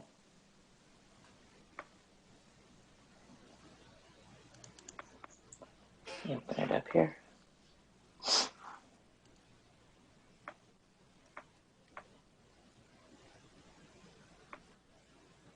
Oops.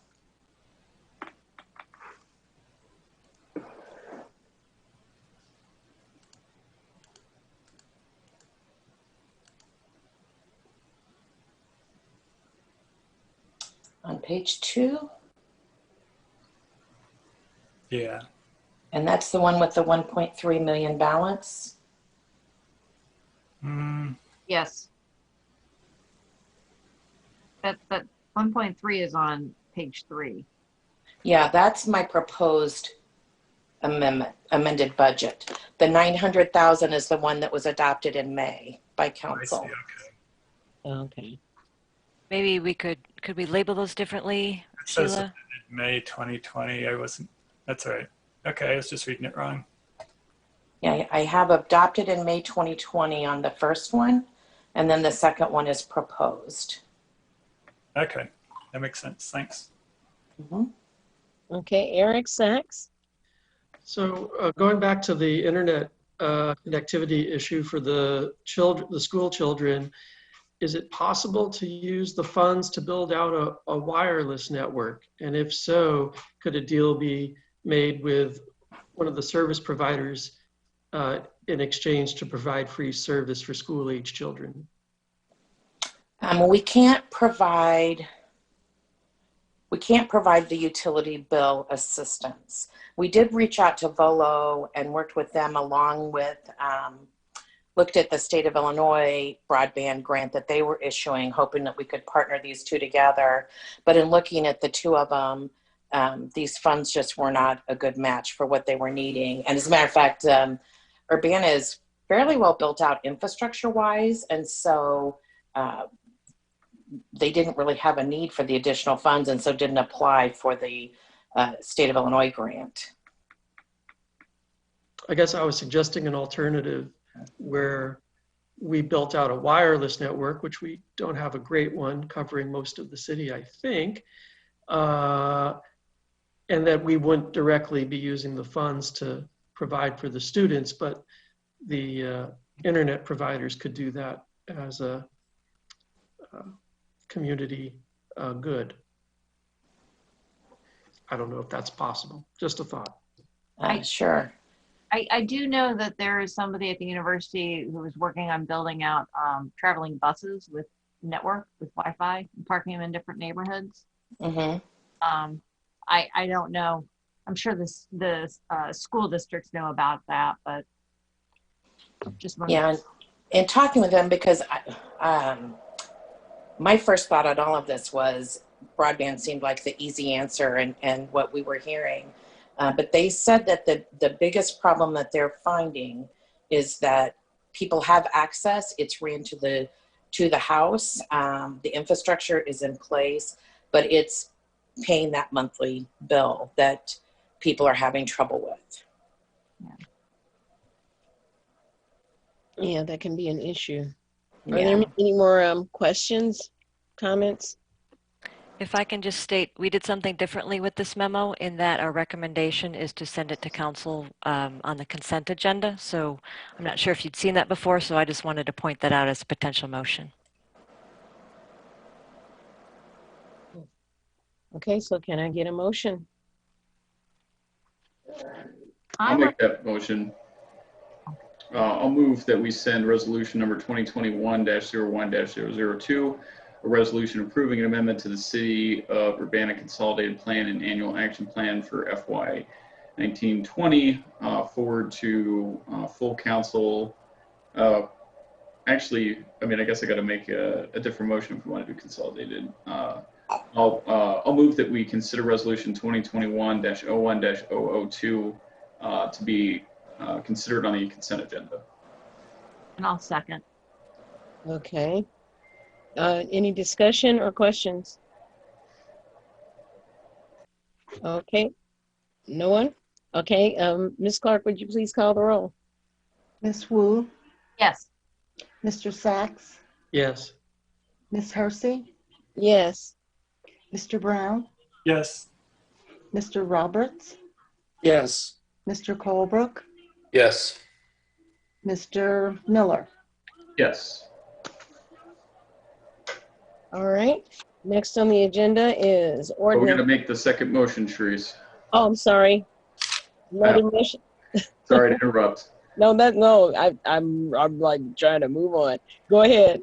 All right. Now I'll move resolution 2021-002R, resolution approving an amendment to the City of Urbana Consolidated Plan and Annual Action Plan FY 2019-2020 be sent to the full council under the consent agenda for approval.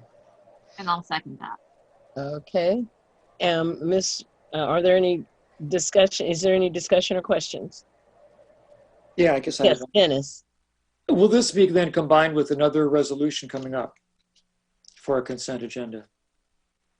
Usually we do that with several different items on the agenda. We group them. Is there a grouping that we see here? We if I could speak, we didn't do it with the fire grant, but if we want to add something to the consent agenda, I think that would be something we should consider. We should probably do resolutions with resolutions, eggs and eggs. I don't see why that can't be done. If I could, Sharice? Mm-hmm. And Phyllis might want to weigh in here too. We've had some conversations recently. We think that building a consent agenda is a little bit easier than the previous clerk might have suggested. And so any item that you approve unanimously or that seems to have general support, it doesn't have to be related to each other. You can build a consent agenda as a way of facilitating action at the council. So as you go forward, if items seem like they have a high level of support and don't warrant further discussion, you can just kind of keep adding them. Okay, that's good clarification. Thanks. So do we need to make a motion to move the previous resolution into a consent agenda? You would have to do that, and Phyllis, I guess, is going to guide you there. In essence, what you should do, if you're going to do that, if you're talking about one item to move to the consent agenda, then you don't want to do that because that's not the way it's supposed to be. If you're going to move all the resolutions, such as the one for fire, this one, and whatever else it is that deals with the anything like what we've discussed so far, then you can put all of those on a consent agenda. And when you bring it back to the city council, you take one vote and everything goes. You don't go through each item again. Okay. So my question, Ms. Clark, is with the resolution that we've already passed to move on to City Council regarding the firefighters' assistance, accepting this that grant, should we add that? You're saying we shouldn't add that to, or we can add that to the consent agenda for that Jared just passed, or we just passed for Sheila's for resolution 2021-01003. Well, actually, the one for the firefighters is totally different. Okay. Than the agenda that's dealing with the annual action plan. So I wouldn't put both of those together if it were me, but this is the council's agenda and you guys can tell me what you want to do with it. Jared. I think we'd be all right to add it. I mean, it enjoys unanimous support, so I think it's just procedural Ms. Clerk, if we can, because we already passed it, to go to the regular agenda, do we need to rescind that motion, or can we just make a new motion to add it to consent? No, you wouldn't need to go back and do any of that. If you want to add it to a consent agenda, then you've already told me, so that's what we will do. Okay, well, I'll go ahead and make a motion then to add resolution number 2021-01-001R to the consent agenda. And I'll second. Okay. So it's been moved by Jared and seconded by Mary Alice to add resolution number 2021-01-001R also to the consent agenda. Is there any discussions or questions regarding this motion? No. Okay, let's vote, please. Thank you, Ms. Clark. Okay, Ms. Wu, Yes. Mr. Sachs, Yes. Ms. Hersey, Yes. Mr. Brown, Yes. Mr. Roberts, Yes. Mr. Colebrook, Yes. Mr. Miller. Mr. Miller. Yes, thank you. All right, our next agenda item, ordinance number 2021-01-001, an ordinance revising the annual budget ordinance, budget amendment number 5, omnibus, and this is the Finance Department. And hello, Elizabeth. Wow. So this, as Sharice pointed out, is an omnibus budget amendment. We've got a number of items on here, so I will run through this quickly. And I'm sure you will probably have questions about some of these. We have several changes that affect the general operating fund, which would increase revenues by $53,000 and increase expenditures by $276,000. However, at the same time with our year-end results, we've recalculated our ending fund balance, so you will actually see a substantial increase from what we had on our last amendment. So we expect that we'd have an estimated ending fund balance of 9.6 million, almost 28% of expenditures. That's a good place to be because, as we know, we're still assessing the impact of COVID on the budget, and so we need that safety net there. Specific changes, there's the move to reallocate funds from City Council travel to implement gender neutral language. Several changes related to COVID testing. We would like to implement weekly testing to identify asymptomatic but infected individuals who should be quarantined.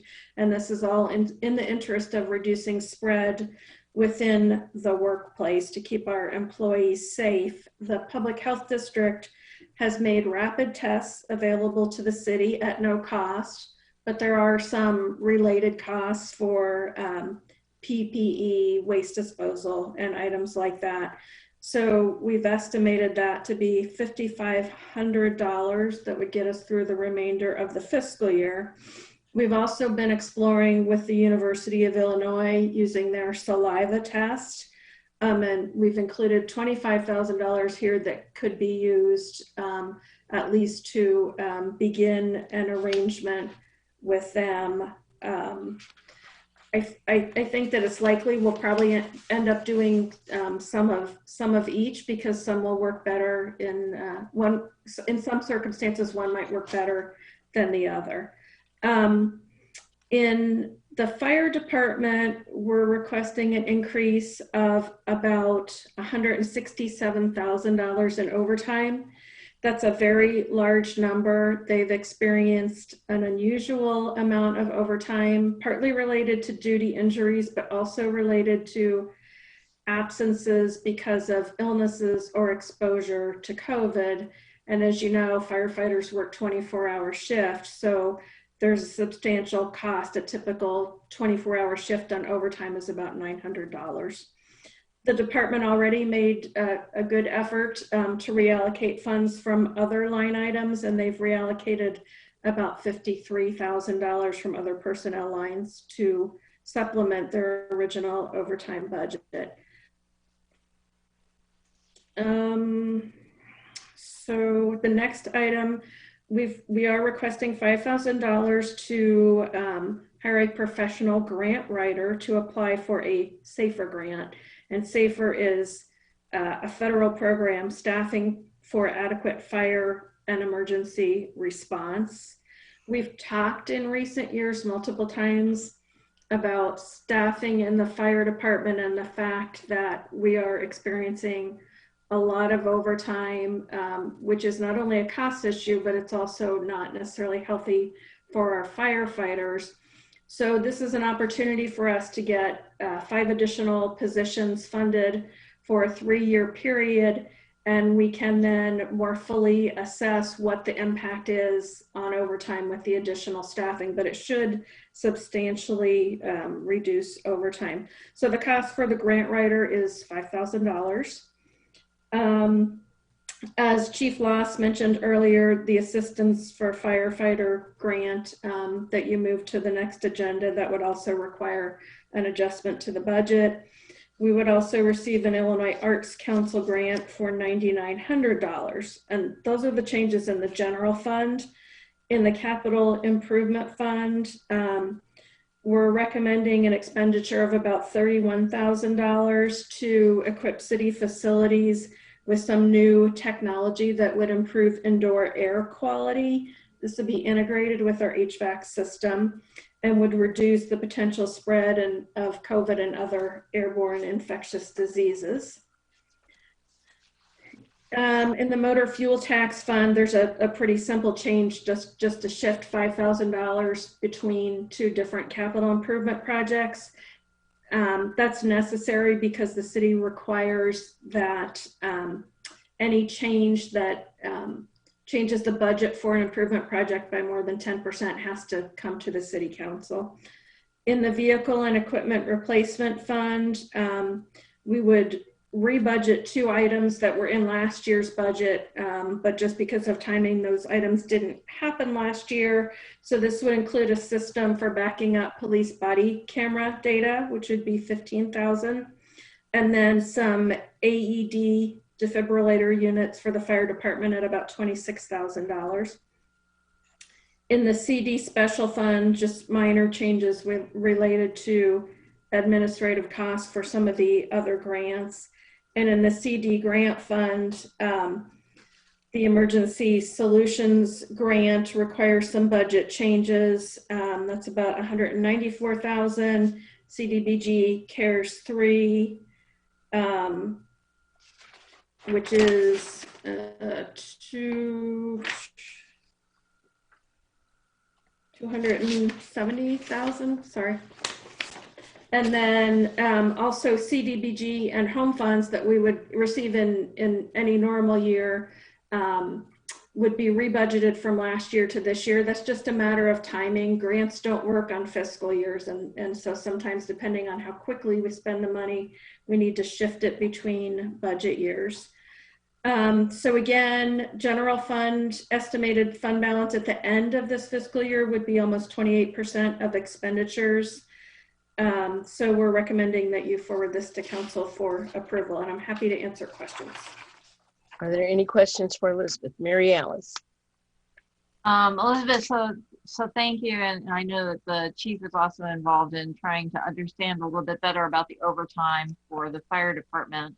I think it's a really interesting idea to try and get a grant that would fund 3 additional firefighters so that we could see what is the ideal staffing that would bring those numbers for overtime, and then the health of our firefighters, of course, hopefully in better shape. My question to you is, well, I mean, the public certainly mentioned that there's going to be a shift, there's going to be a change in council in 3 years. And so I'm wondering if there is some kind of strategy when we go through the budget and that budget is presented to city council that we account for after the first year. Here's the previous amount of money that we had in overtime so that we can track and see what those overtime numbers have been. And I know that we already have line items in terms of the amount that we spend in the different fiscal years in that book, But I do think it's something that maybe we just need to call attention to, because it's very possible that in 3 years, either people aren't on this council or people will have forgotten exactly about this grant. So I'm just trying to keep that at the forefront of our mind. Yeah, so we've talked about the fact that to some extent this is an experiment, and depending on the result we get at the end of the 3 years, we may want to ask the city council to continue funding those 5 positions, or we may decide that the experiment didn't work and it's not worth continuing. But obviously that evaluation involves, looking at the overtime that occurs, now and during the period of the grant, assuming we receive the grant, which obviously that's still to be determined by the federal government. And so we would evaluate our overtime experience and the causes of the overtime to see specifically what the impact of those additional positions is. All right. I guess I think it would be a good reminder to people on council that this is why we have this additional expense. We've got a grant covering the additional expense, but the next year or the next 2 years or however many years is left on the grant. Perhaps maybe just even a note in the very beginning description of the budget is just adding something in there that this is the second year of, this grant that covers the cost of 3 firefighters, et cetera. Yep. Awesome.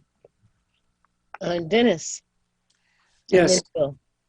Okay, Elizabeth, thank you. I just was noticing that there was, I guess, maybe an omission perhaps of a data point in the vehicle and equipment replacement fund, the VERF fund. The first item that you mentioned is police body camera backup server. And you've been very diligent about including the amount of the funding that is going to be changed in the budget for that, but you omitted mentioning it in this particular item. You said it was $15,000. It might be wise to add that figure to the memo and to the ordinance that we are going to be passing for clarity. Yeah, and that was an oversight on my part, but it is in the ordinance. So if you look at the exhibit that's attached always to budget amendments, it's in that list of expenditures there. Okay, great. It just seemed like a very handy thing to be consistent, that's all. Okay, thank you. Bill Brown. You have a question? Yeah, I know we've been spending quite a bit of money on temporary hires or temporary employees. It looks like in December is it's over $30,000. Does that count? Will that be a budget amendment? Does that count as services, or does that count as salaries? Will we need a budget amendment for that? So if you're talking about temporary employees that we hire through an agency like Spherion, that's a service. It's not a personnel cost. And so in some cases that does require a budget amendment because if we have a vacant position, we need to move that money into a line. We've done that a couple of times already this year. So we did that in the case of Public Works, where we hired an interim Public Works director through an outside agency. We did that in an earlier budget amendment. I think we also did that in the legal department when we had a vacancy and we hired some outside help with FOIA. So at this point, I'm not aware of any other situation like that where we have to amend the budget, but that doesn't mean that it won't happen. Okay, thanks. Are there any more questions for Elizabeth? Would someone like to make a motion? I'll make a motion. And seeing as it's not very controversial, I'll make a motion to put this on the consent agenda. So I will move that ordinance number 2021-01001, an ordinance revising the annual budget ordinance, budget amendment number 5, omnibus, be moved to City Council on the consent agenda. I'll second that motion. Okay. It's been moved by Mary Alice to move this resolution to a consent agenda and seconded by Jared. Is there any discussion or questions? Okay, Ms. Clark, will you call the roll? Ms. Wu, Yes. Mr. Sachs, Yes. Ms. Hersey, Yes. Mr. Brown, Yes. Mr. Roberts, Yes. Mr. Colebrook, Yes. Mr. Miller. Yes. Okay, do we have a motion to move this to City Council for approval? I will Is make that all that, we have to do? I'll make the motion to move this ordinance to City Council for approval. Ordinance number 2021-01-001. An ordinance revising the annual budget ordinance, budget amendment number 5. I will also second that motion. Any discussion or questions? Mrs. Clark, will you call the roll?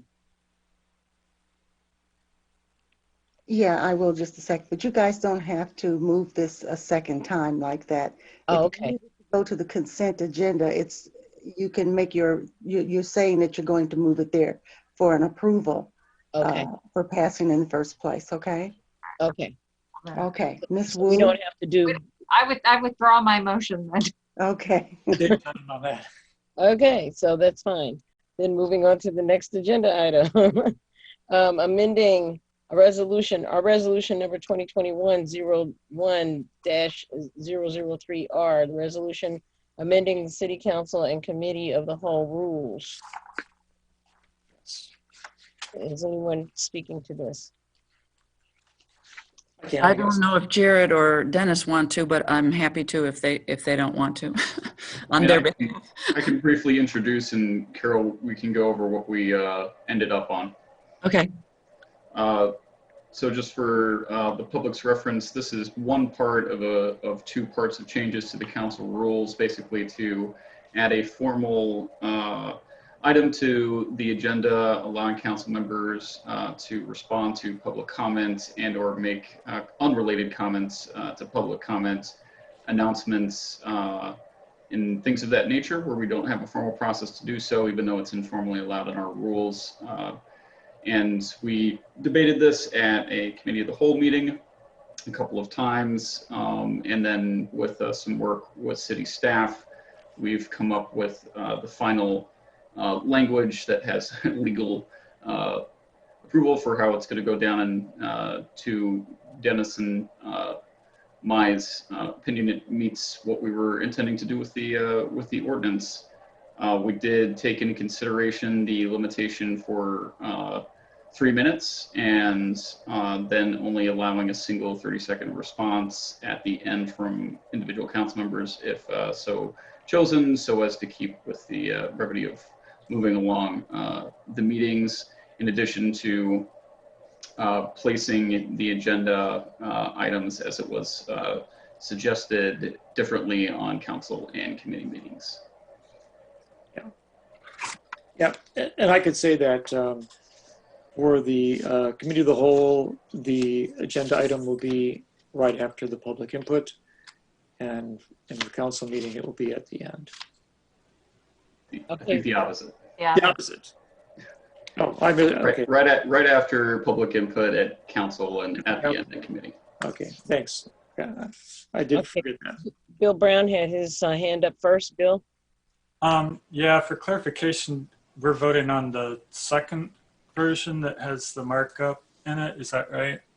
Well, I'm proposing these additional changes. I wanted you to have a copy of essentially what came out of your discussion, and that's the first copy that is attached to the report. But then there's the markup version, which is some additional changes that incorporate suggestions from our legal counsel and some cleanup, and then one sort of substantive change that I am requesting that you include to when council members want to bring an ordinance or resolution forward that would clarify what the process is.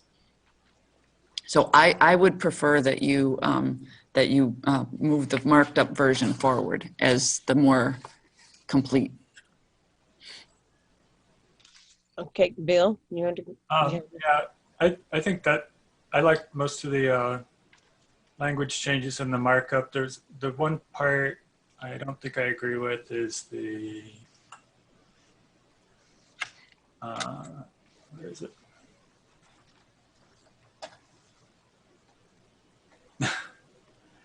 Okay, I think it's in 34, no, just Rule 4C.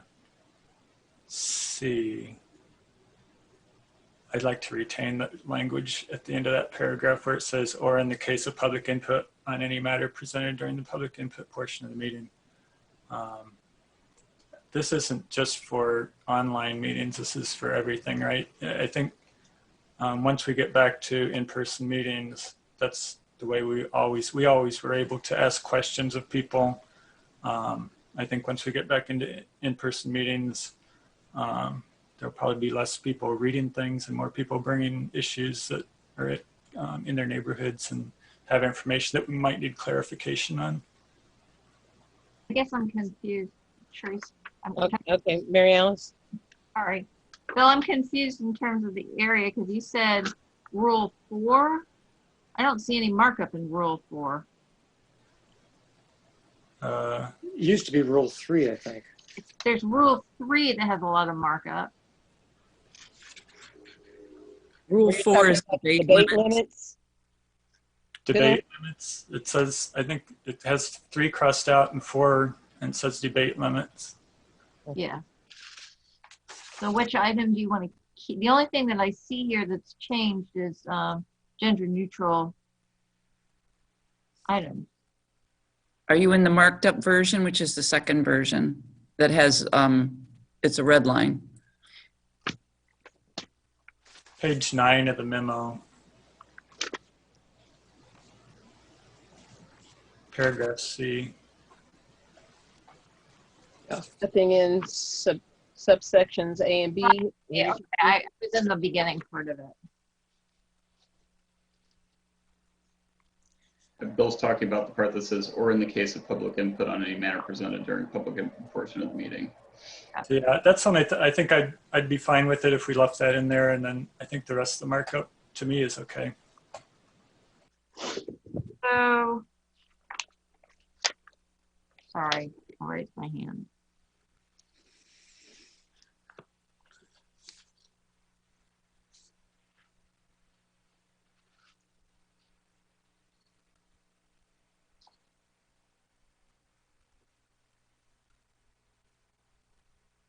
Therese, Mary Alice has a question. Mary Alice, I'm sorry, go ahead.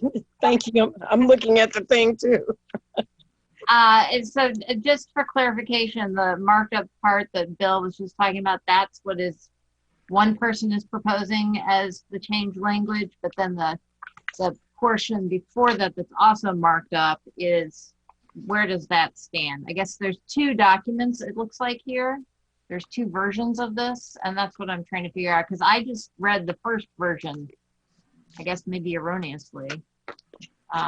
Is the second version what legal has gone through? Is that, Carol, is that what's going It's on a here? combination. It's a combination of, and I tried to annotate each additional change, whether it came from legal or whether it was a consistency change, because sometimes it said alderperson and we changed everything to council members.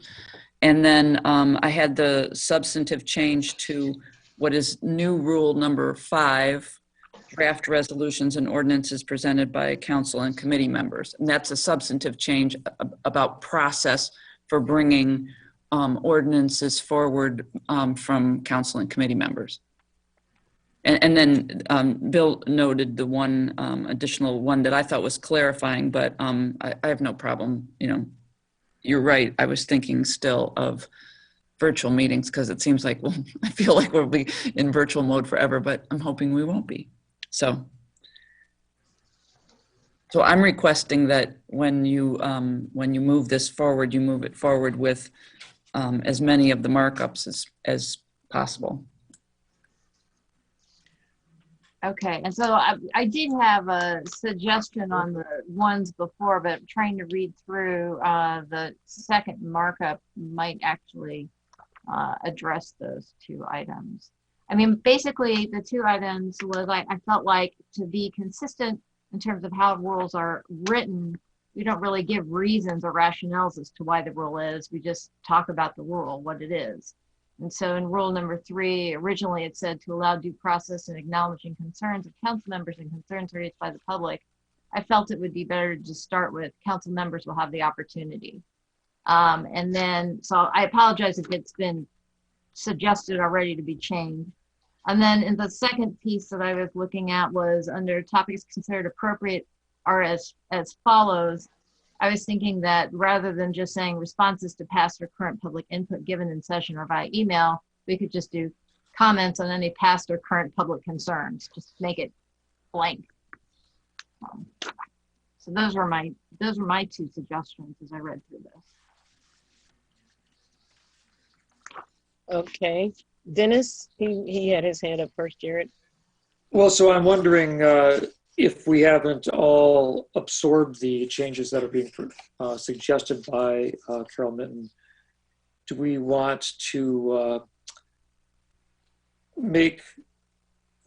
send this forward without recommendation and have more of an understanding of the final, before we make a final vote on it in council? I'd support that if you made that motion, Dennis. Because I think that, you know, some of these substantive changes, especially as it requires a different kind of review process for the council's intentions to be going through the legal division, which I don't have a disagreement about, but I haven't really absorbed all the other implications that might be involved with sending forward a resolution from the council itself. So I guess I would say that because we haven't quite absorbed or discussed adequately the details of how that might happen, we could support generally sending this forward to the to council with approval with no recommendation at this time. We can have final discussion about the wording and agreement about it at the council meeting. That's a motion. Is there, okay, you're making a motion? Yeah. I'll second that motion to send forward with no recommendation. No recommendation. Okay, so it's been moved by Dennis and seconded by Jared to move this ordinance forward to City Council without recommendation. Correct? Okay. Yeah, that was the motion and the second. And there's a question. I see Mary Alice says. Yeah, that's what I was going to say. Are there any questions? And Mary Alice has had her hand up, and Bill Colebrook, you had your hand up too. Mary Alice, go ahead. My question is, what we're moving forward, are both of these items? Or are we moving forward what is in the second markup? The second markup, and it might be that we want to make changes to the second markup to adjust it according to the needs of the council. Okay, then I would request staff send the second markup as a Word document, since it looks like it's already in a Word document. Yes. That would be helpful. I have a question. Bill, go ahead. Bill Colebrook, you go first. I was just trying to say that I was going to support what Dennis was saying prior to the motion, but it's a moot point now because I'll just vote in favor of it. Okay. I guess the question that I have, Mary Alice, if you could take the chair for a minute. Yep, absolutely. The chair recognizes Sherry Percy. I would like to understand if this is going to be a consolidation maybe of the two, or are we talking about accepting one over the other? The markup is a consolidation. It's built on the first one. So what the first version is what came out of your discussion, and that was prior to legal review, and that was prior to getting staff input. You know, that was not just, you know, making the edits that had already been discussed. So the markup builds on top of what Dennis and Jared brought forward and that you all discussed. So it's not an either or, it's one is built on top of the other, as I see it. Okay, thank you. Mary Alice, I'll take the chair back and recognize Eric Sachs. Just a quick question. Carol, could you describe the intent behind the substantive change that you added? Yeah. The substantive change, actually, I was more informed about it because I was handling the draft resolution that came from 2 council members.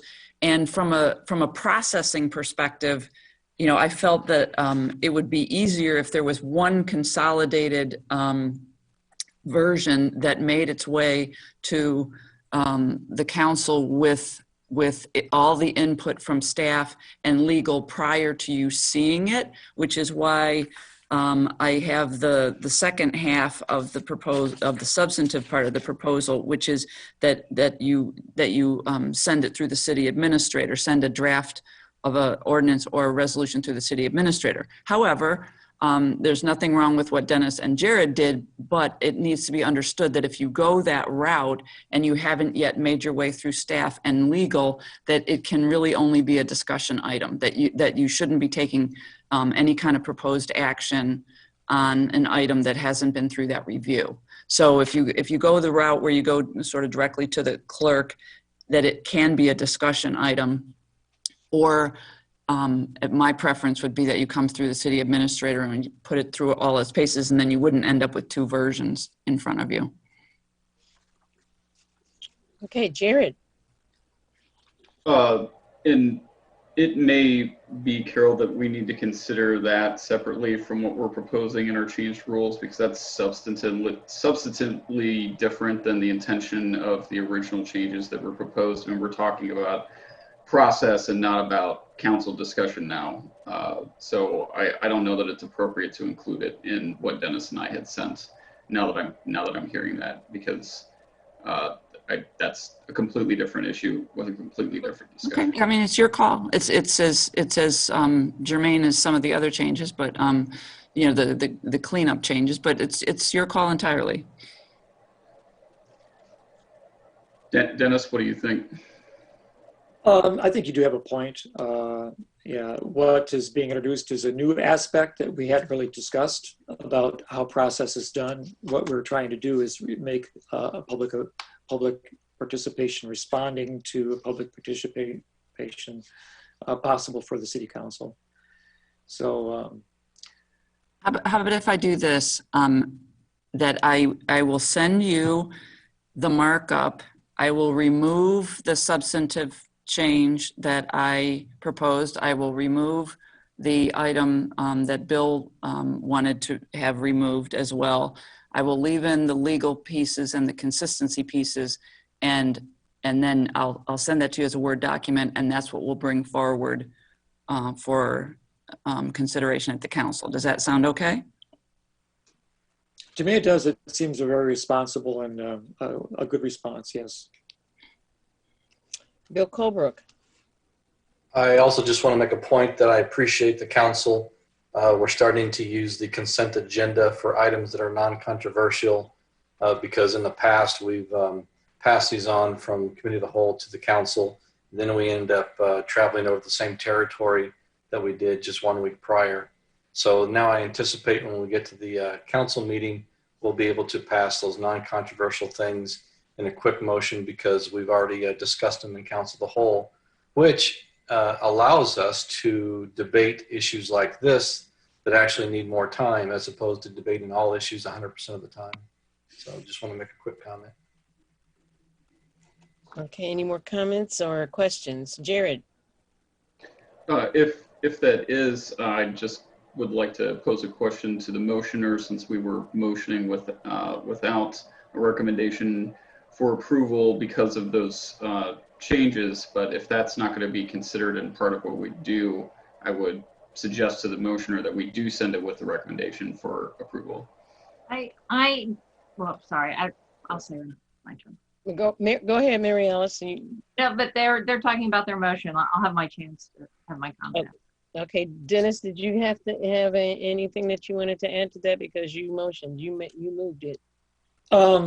So yeah, I mean, I certainly have an approval of the intent of this resolution. So I'm fine with changing the recommendation for approval, pending a few edits that we are hoping to receive from our city administrator.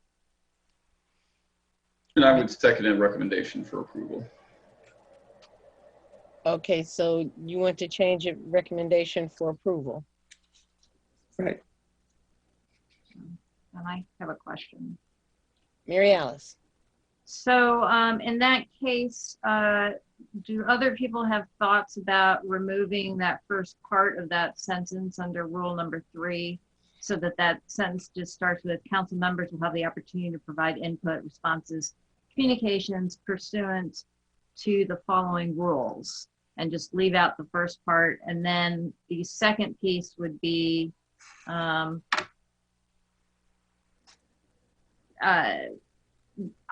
so it's, sorry, I can't read this. Is it letter C, A, B, C, D, E? It's the last one under topics to consider appropriate are as follows. I just would say responses to past or current public, I don't even know if we need to say input, public concerns, because it could be that we want to make a comment about something that a constituent brought up to us in a personal email, is what I'm saying. That might be relevant. So that's why I just want to make it a little broader for that one. So those are my 2 suggestions in terms of altering the words, but other than that, I don't have any issues with it. So. Okay, Jared, you had a question? I was just gonna make a comment that, yeah, I agree, Mary Alice. I don't think that, I mean, I don't know that we define input in it anywhere in our rules or in city code anywhere that would like limit us to only what was literally given in email or in public. I mean, we say given in session or email, but we could just end it with past or public input, because public input can come in many forms. Yeah, I was just trying to get out of the word of input and just say concerns, right? Because it could be concerns in any form. That's what I'm trying to say. It doesn't have to be public input given during city council. It could be concerns that are brought to us as, you know, from constituents saying, I had a concern about this, and maybe other people would be interested in the answer. That's why I wanted to get rid of that specific input and just make it broader. So replace input with concerns and get rid of given in session or via email and just end it with concerns. Yep. Okay, I'd support that change. And then the second piece is, or the first piece was to just start the paragraph with council members will have the opportunity to provide.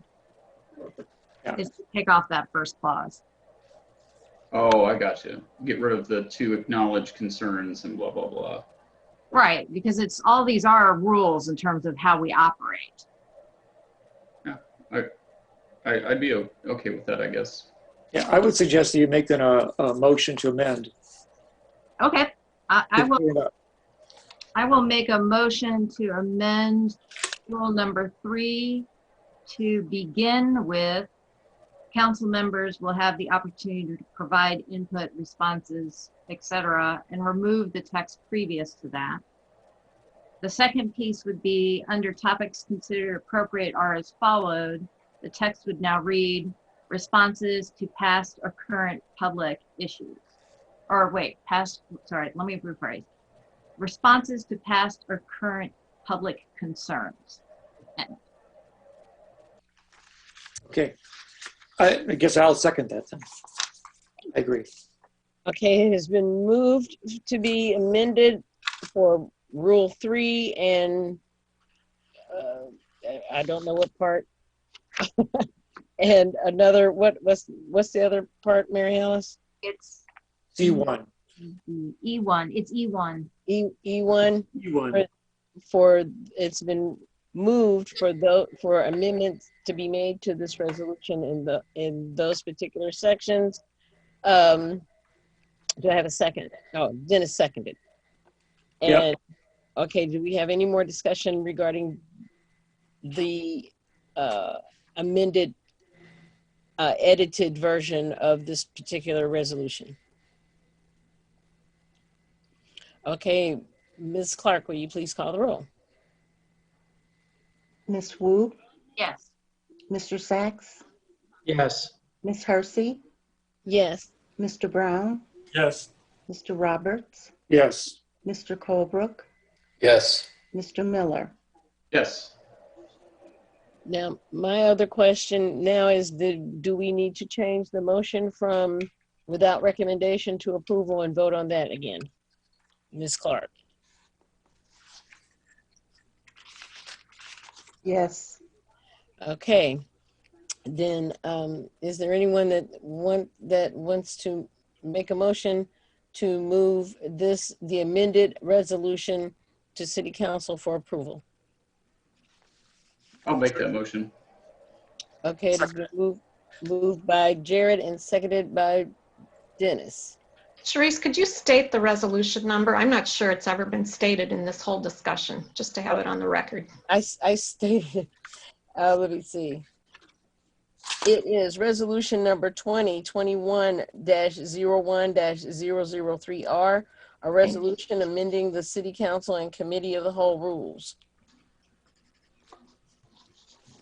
So his move and seconded. Is there any discussion? Okay, Ms. Clark, will you please call the roll? Ms. Wu? Yes. Mr. Sachs? Yes. Ms. Hersey? Yes. Mr. Brown? Yes. Mr. Roberts? Yes. Mr. Colebrook? Yes. Mr. Miller? Yes. Item number 10. Thank you very much, Ms. Clark. Item number 10, ordinance number 2021-01-002, an ordinance amending City Code Chapter 2, Section 2-27, City Council members and mayor. Do you want to discuss this?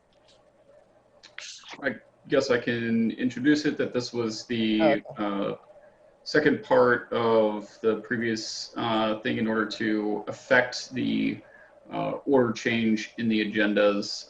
We have to change the ordinance amending the city code so that we can follow the rule of the previous ordinance. So that's what's in this. Are there any questions to Jared? Would someone like to make a motion? I'll make the motion that we send ordinance number 2021-01-002, an ordinance amending City Code Chapter 2, Section 2-27, with changes to council rules by adding an item to agendas for council member comments and communications be sent to the full council with recommendation for approval. And I'll second that. Okay. Any discussion? Questions?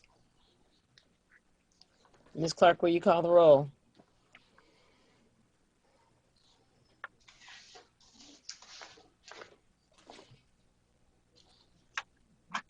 Ms. Wu? Yes. Mr. Sachs? Yes. Ms. Hersey? Yes. Mr. Brown? Yes. Mr. Roberts? Yes. Mr. Colebrook? Yes. Mr. Miller? Yes. Thank you. Okay, resolution number 2021-01-004R, resolution regarding the implementation of gender-neutral language in official written and verbal communications by the City of Urbana and council members. And who's going to present this? I guess I can introduce it, and Carol can talk about how it's gonna, how we see implementation. So this was, just for the public's reference, a resolution that was championed by former council member Julie Lout, who I worked with on this after her departure from council to get the city moving on adopting gender neutral language in all of its official communications and how it conducts its business generally. We've had some substantive discussion about how that would go forward, offered some changes to... I am at work. I'm at a council meeting. Yeah. Yep. I don't think I'm at a council meeting. Oh, that's okay. You're not muted, Phyllis. You're unmuted, Phyllis. Uh-oh. Okay. Thank you. Bye, Kurt. I'm sorry, it was my grandson calling me. Thank you, Jared. You can continue, Jared. I'm sorry. Oh, Ms. Wu? What am I doing? Tell me, what am I doing, y'all? We're just discussing. We're just discussing. So I just need to turn this off. Okay, goodbye. You can mute it. There we go. Okay, Jared, I'm sorry. Could you continue? Yeah, so we offered some language changes to allow for implementation over time, though nothing majorly substantive changed about it. Those are some small changes, and Carol can talk about how we foresee that being applied in this at the city. Thanks. I just wanted to, the reason I wrote the memo is I wanted people to understand, you know, the sort of the nature of the effort. I polled the department heads and asked, you know, what they thought would be involved. And so I've tried to lay out what we can do in the short term and you know, with our staff, what we'll be able to tackle in terms of, you know, we'll focus on outward facing documents and so forth and the website, but we've already had challenges with trying to update the website as it is. So we'll have to do that, you know, sort of piecemeal. And then, you know, this is going to take years to really fully accomplish this, but it's something that, you know, in the short term, we'll do the Muni code changes. And we found out it's actually going to cost another $3,000 for the implementation, but we've identified that in the executive department's budget. So between the council travel, education and training, and the money from the exec budget, we'll be able to do the Muni code. And then we'll be working on some training for staff so that as we are communicating with people on an ongoing basis, whether it's, you know, in city council sessions or on the phone or in formal communications or more informal things like email, that we'll be incorporating these new practices about how to communicate in a gender neutral manner. So that there will be some training that will happen, and we hope to extend that to our boards and commission members as well as any council members that want to participate. And it's possible we may, since we're in a virtual format, that we may even be able to include members of the public who are interested. So that's all yet to be developed, but that's what the effort will be in the short term, is Muni code and staff training. Are there any questions for Carol or Jared regarding this before I ask for a motion? Do I have a motion? I'll go ahead and make the motion to send resolution number 2021-01-004R, a resolution regarding the implementation of gender neutral language in official written and verbal communications by the city of Urbana, be sent forward to the full council with recommendation for approval. I'll second that. Okay. It has been moved by Jared and seconded by Mary Alice. Is there any discussion? Seeing none, Ms. Clark, would you please call the roll? Ms. Wu? Yes. Mr. Sachs? Yes. Ms. Hersey? Yes. Mr. Brown? Yes. Mr. Roberts? Yes. Mr. Colebrook? Yes. Mr. Miller? Yes. Okay, and that motion, that passes. Jared? Next. Yes, Jared. Just since we can do it in one motion, I don't know that we need to do it so long as we're making the intent known to the clerk, and this is enjoying unanimous consent. Would there be any objections to considering this on a consent agenda by anybody here? I am. Okay, well, let it be known. Let's put it on the consent agenda. Ms. Clark, will you please include this particular resolution in the consent agenda? Yes, we will. Thank you.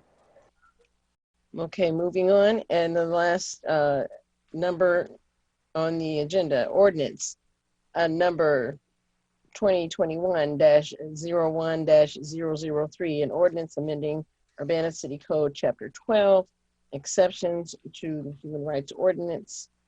And we have an executive to bring that. Taking that, and I would like to ask, Jason has a slide deck that he's going to put up for me, and I'd also ask him to upgrade Pete Resnick to a panelist. So Pete Resnick and I will be presenting this item together. Pete is the vice chair of the Human Relations Commission. He and I have been working together on this, and we don't have precisely the exact same information to propose, given that there was a slightly different resolution that went to the HRC, but he'll explain that as we go through the slide deck. But I do appreciate his efforts, and also that he waited very patiently to the end to join me to do this. So thank you, Pete. I got work done during the meeting, so. I would have only expected you to be productive. So setting a good example. So if you could flip the first slide. So I wanted to start off by focusing on the language that's in the ordinance related to exceptions, and the language is in section 12-105, and it says in D, the provisions of this article shall not apply to other units of government, including the federal government or any of its agencies, the state of Illinois, and any other political subdivision, municipal corporation, or their agencies. So that's what it says. If you could go to the next slide. So I also wanted to share with you, and I elaborate on this a little bit more in the memo about past practice. Prior to the informal hearing at the HRC on November 10th, all previous interpretations were that the city was not subject to the jurisdiction of Article 3 of the Human Rights Ordinance. And the little hearing, the informal hearing on November 10th is the one that you've heard from members of the public about. As I understand it, because I'm relatively new to this subject, but as I understand it, staff recognized the ambiguity and has known about it for a while, but just never took the additional steps to clarify the jurisdictional issue. And so I want to just explain that there's an ambiguity and it needs to be resolved, and it can be resolved in one of two ways.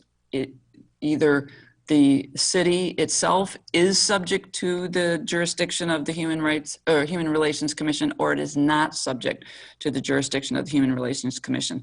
So the reason why I think there's a strong implication in the ordinance that the city itself is not subject to the HRC's jurisdiction is because the HRC is a body that is of the city. The members of the body are the city's agents.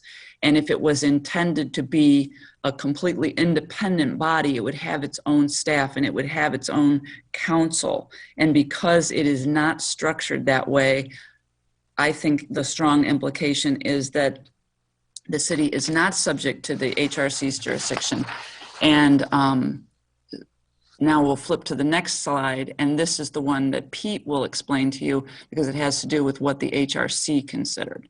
And I will say, by the way, Carol, if you're new to this, so is the entire council, because going back through my email, the first time this issue came up with staff that I was aware of was back in 2004, 2005. It's been around a while. So the HRC for a while, and certainly with these recent informal hearings we've had, has been recommending that the jurisdictional issue be clarified. And let me make clear that the issue here is not whether the city is under HRC jurisdiction. It's about these enforcement and hearings portions of the chapter, right? So Article 3. There's loads of stuff that the city is subject to in Article 2, but the question is about Article 3, which involves enforcement, which involves formal hearings and all the rest. We had a long discussion about this. There are folks, myself included, who think that if we could make the city subject to Article 3, that would be great. We recognize that making the city subject to Article 3 would be logistically difficult. So what we try to do in our resolution is give you the menu, one where we clean up the language to make it clear that the city is excluded from that portion of the ordinance, and the other showing an example where it's included. And we gave you the list of structural changes that would be necessary for the city to be subject to the entire article. You'd need at least independent counsel to deal with not only the hearing, but enforcement actions afterwards. Right now, the officer, the human rights officer, or the city attorney would prosecute the case, and then the city attorney is required to do enforcement actions if fines need to be collected and other things like that. You'd need independent counsel for that, and that would have to be paid for.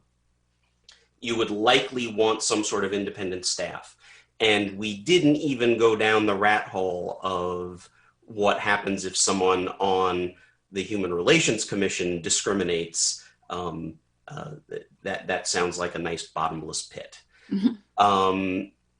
So one thing we did is we said, look, if you're, and by the way, we had a relatively small contingent when we passed the resolution and a relatively large contingent of new members who were not really comfortable jumping on one way or the other and committing to, we should tell the city this or we should tell the city that. So they were more comfortable with going with the, let's just give them the menu and city council can sort out what they think is best. We did indicate that if you decide that the city should not be subject to Article 3, that you go ahead and make a statement in the ordinance someplace that you intend to follow the anti-discrimination practices of of Article 3.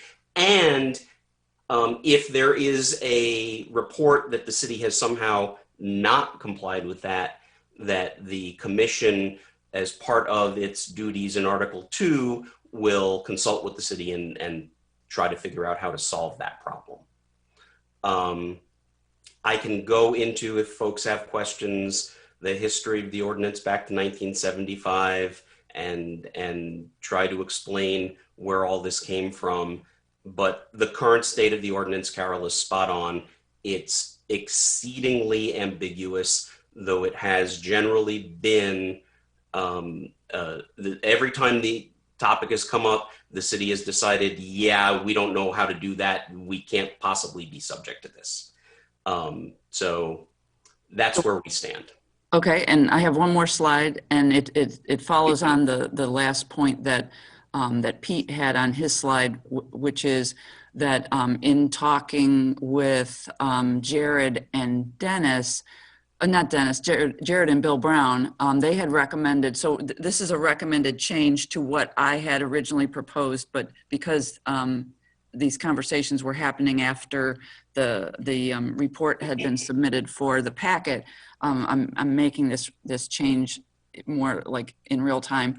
And so this is to strengthen what the recommendation from the HRC is, which is that we subject ourselves and that we show our commitment to complying with the substance of the ordinance. And so this would be an amendment to what is proposed in the memo and the draft ordinance. So rather than say that it is the intent and commitment of the city of Urbana to conform to the requirements of Article 3, Division 2 of this chapter and so on, it would be the city of Urbana shall conform. And that came from Jared and Bill Brown. So I appreciate that. I think that's a great way to strengthen it. And I'll stop there and ask if you have any questions for Pete or I.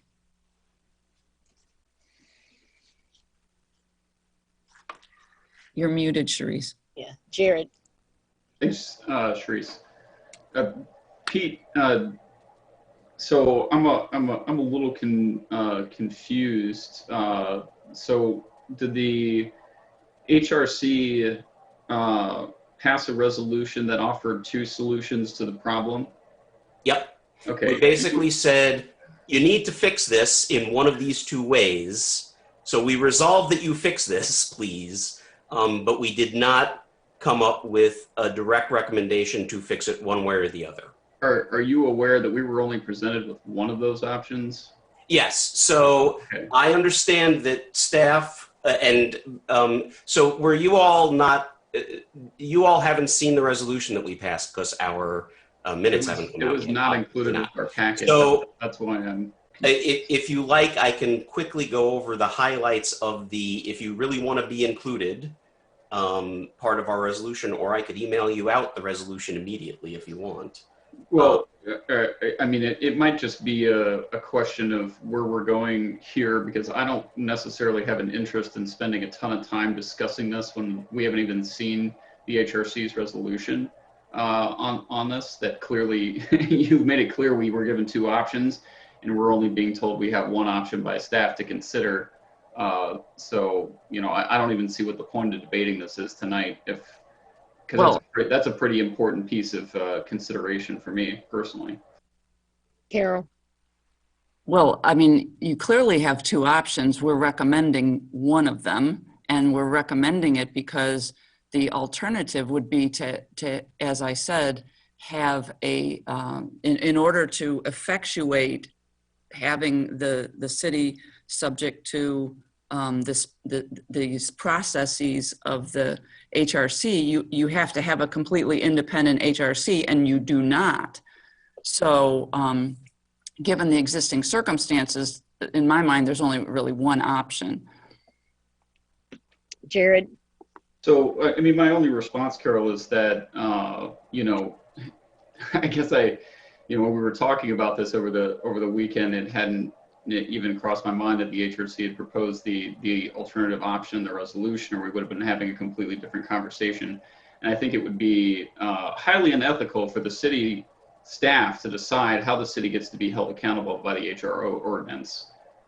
Like, you know, yes, you're providing us your recommendation on which one of the two options that the HRC sent forward, but their intention was not that the city staff would go ahead and, you know, cut one of them off and present one to the city. They wanted the city council to decide which one of the ones we wanted, because we're the voice of the people who we represent in our wards, not the city.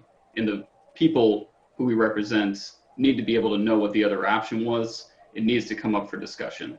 So there's like, I just can't see how that, you know, it's irrelevant that we consider it because city staff thinks that it's irrelevant that we consider it. I didn't say that it was irrelevant. I'm saying that under the circumstances, which is that we do not have a fully separately funded HRC, you would have to completely create an independent body, including independent staff and independent counsel. Well, and that's a discussion that we need to have then, not that one that you get to decide we don't even deserve to have because you've already decided it's not worth having. I didn't get that. Mary Alice? So from what I can see, or from what I can understand, the second possible ordinance would require the city to establish an independent group, a fully independent group with independent staff and independent counsel. And while I don't know how feasible that is, I would like to actually see what that proposal would look like. I'm thinking about the election commission, in which we had to hire an outside council member an outside lawyer to do that, because it wasn't a city board, right? It was an independent board. We did have some help from city staff, but there would be a lot of intricacies to disentangle the HRC from the city. And I do think that we need to understand, and people do need to understand, what that actually would mean. What would that entail? So I guess I think that it would be good if we had that second one, and I would like to propose that we keep it in committee for the next committee, in which we have both of those, and then we can have a conversation. I mean, it could end up costing us $50,000, but at least by then we would know what we're talking about. We would have more information to weigh those. Dennis? Yes, it's not really clear to me what jurisdiction the Human Rights Commission really functions under to maintain appropriate interactions between the individuals in this community. We're talking about it being a review process for people to bring complaints, I assume that the complaints are not necessarily against the city, but maybe against practices in the community at large. The manager of a hotel or a service industry or something who is creating an issue concerning the employment practices, which may or may not be against the human relations ordinance of our community. So it's kind of interesting. Most commissions that are engendered by the city and run by city staff and are, where the city staff acts as the secretary and reporting agency to the council, are advisory. And so I don't understand what the judicial strength of actions by the commission would be in relationship to the community at large and to the city itself. We have, of course, we want to obey our own human rights ordinance and avoid conflicts in that area. So, the discussion about having an agency that's overseeing not only the city and the community, but the city's own actions seems partially very useful to us. The only detriment being that this commission is chosen by the mayor and operates with city staff. I want to understand how that works out. If the city itself becomes advised that it's an error, is it just an advisement? But if it was in the community, would it be judicial in some way? Actually, would they have power to bring this to a court? So, Pete, maybe you could start with that. So with regard to the community at large, the Human Relations Commission is a quasi-adjudicative body. We are empowered by the ordinance to actually hold a hearing. If we find someone in violation of the ordinance, we are allowed to order the parties to do particular things, reinstatement of employment, changing of their housing requirements. We are allowed to fine, to a certain extent, the respondent if they have violated the ordinance. We have subpoena power, the whole 9 yards. So we are we are judge and jury when it comes to these cases. Mm-hmm. Currently, with regard to the city, as we've said, the ordinance is at least ambiguous. If the city were subject to the ordinance, it would be similar to the way the state is subject to the Illinois Department of Human Rights. There are some differences with IDHR, which is why they have an easier time with this problem than we do. But that would require some more independence and someone else prosecuting the cases. Currently, if you bring a complaint to the commission, it is not you versus the respondent. It is the city of Urbana versus the respondent. So the city is actually prosecuting the case. And part of the problem here is city of Urbana versus city of Urbana. That's what you would create if you decided that the city should be subject to these parts of the ordinance, is that the commission could hear a case and order the city to do particular things if it was found in violation. Does that make sense? And why would that not be fair if the city was not following its own structure and city ordinance about its human relation policy? Certainly it should be advised to correct it. Right. But the question is whether it would have to be done by a court, in a court experience. Yeah. Well, so a memo to the mayor would probably do it, wouldn't you think? I would hope. I don't know. So the recommendation, if we do not include, I'm sorry. Yes. Mayor Marlin, you want to go ahead and finish, Pete. The recommendation we made, my apologies. The recommendation we made with regard to if you do not include the city as subject to Article 3 is that reports, just to keep them separate from formal complaints, reports would come to the commission. The commission would consult, and there's a whole list of ways the commission consults with the city in order to correct the problem. Of course, the city could tell the commission to go jump in a lake if it wanted to.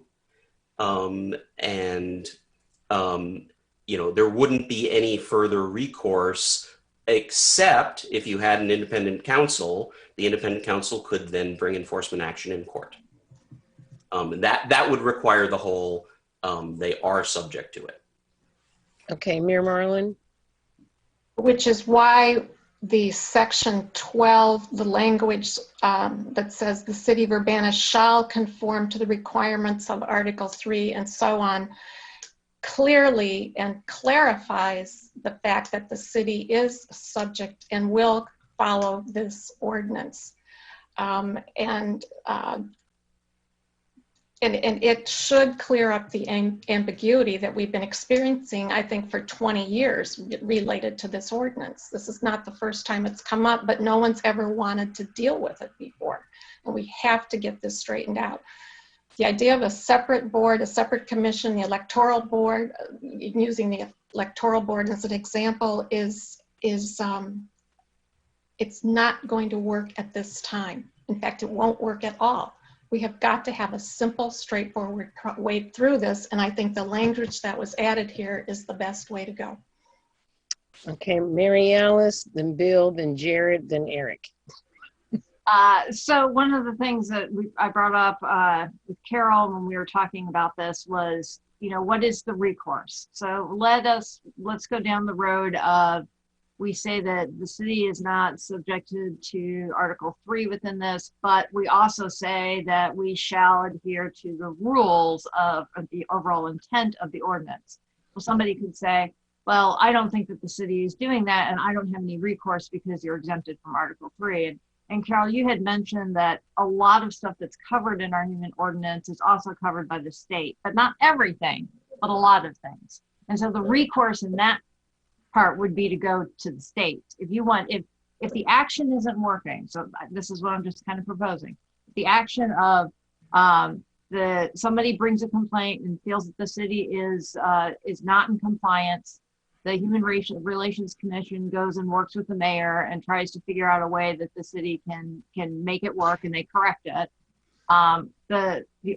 The opposite is that the mayor says, no, I'm not going to correct it. You still have another recourse to go to the state, because unless it's one or two of the things that we cover that the state doesn't cover, but the vast majority of the stuff that is covered can be adjudicated at the state level. And that was my understanding, Carol, when you and I spoke. That's what I think. I think that's accurate, and Pete can confirm that. Yeah, there are several categories of things that the state doesn't cover. But the state, if you wanted to bring a complaint against the city, you could immediately go to IDHR. The only trick with IDHR, and it's part of why IDHR is able to pull this off, is my understanding is you bring the complaint to IDHR, they will get all the way through to the point of certifying the complaint. But once this complaint is certified, it is not the state of Illinois versus the city of Urbana. It is whoever you are bringing the complaint versus the city of Urbana, and you are responsible for your own legal fees if you want to do that, which is one of the nice things about our ordinance, is that it is the city of Urbana versus the respondent. It is not you personally. But that is a path of recourse. It is absolutely true. Okay, Bill Brown. Yeah, I appreciate the change to make it clear that the city is subject to the anti-discrimination part of the human rights ordinance. I think that same kind of attention to the granularity of these changes could improve it a lot. Like the provision of this article should not apply to, you want to strike other units of government. That's talking about the whole article. So I think if you want to have that in there, we need to specify, maybe break out the city and units of government and say that the provisions of what is it, Article 3, Division 1, 2, 3 will apply to the city, but not, what is it, Division 4 or something? But really, it's the public hearing part, right? That's the problem. Everything else in your procedures, Pete, could apply to any complaints against the city until you get to the public hearing. I mean, you could go through the process and have informal conciliation, right? The problem with the problem with everything past the complaint process, not just the hearing, is that the actor responsible for the complaint process is the human rights officer, our currently empty role. So you would have to at least have an independent human rights officer as well who could do the conciliation. So you'd have to pay for someone to do the conciliation process. You'd have to pay for someone to do the finding a probable cause. So it's not, now I'm scrolling through to figure out where Division 2 is prohibited practices, and that would be fine. It's once you get to Division 3 and Division 4, which is the complaint process and the hearing and administration and enforcement. Division 3 and Division 4 are your problems. Division 2, you could make yourself subject to, but then you'd have to insert someone to actually do the probable cause finding and handle the complaint and all that stuff. In the proposed language, to try to handle city complaints, you're proposing the commission shall receive any reports by individuals who believe the city of Urbana is engaged in discriminatory practice. The commission shall review such reports and work with the mayor, city council, city departments, agencies, and officials in order to correct any discrimination that may exist. And the commission shall notify the public of the outcome. So that you don't have a problem with the human relations officer handling that process. No, that's the commission, not the officer. So the commission would directly communicate with the mayor and assorted city staff and everybody else to try and solve the problem. So would one possible solution or one possible thing to think about be at the end of that process, the commission could decide whether to recommend hiring of a arbitrator or somebody to go further with the process. They could either make a recommendation to hire or not hire, and then the city council could act on that. That's a possibility. The route that the commission went down with our two choices was trying to minimize changes to the ordinance.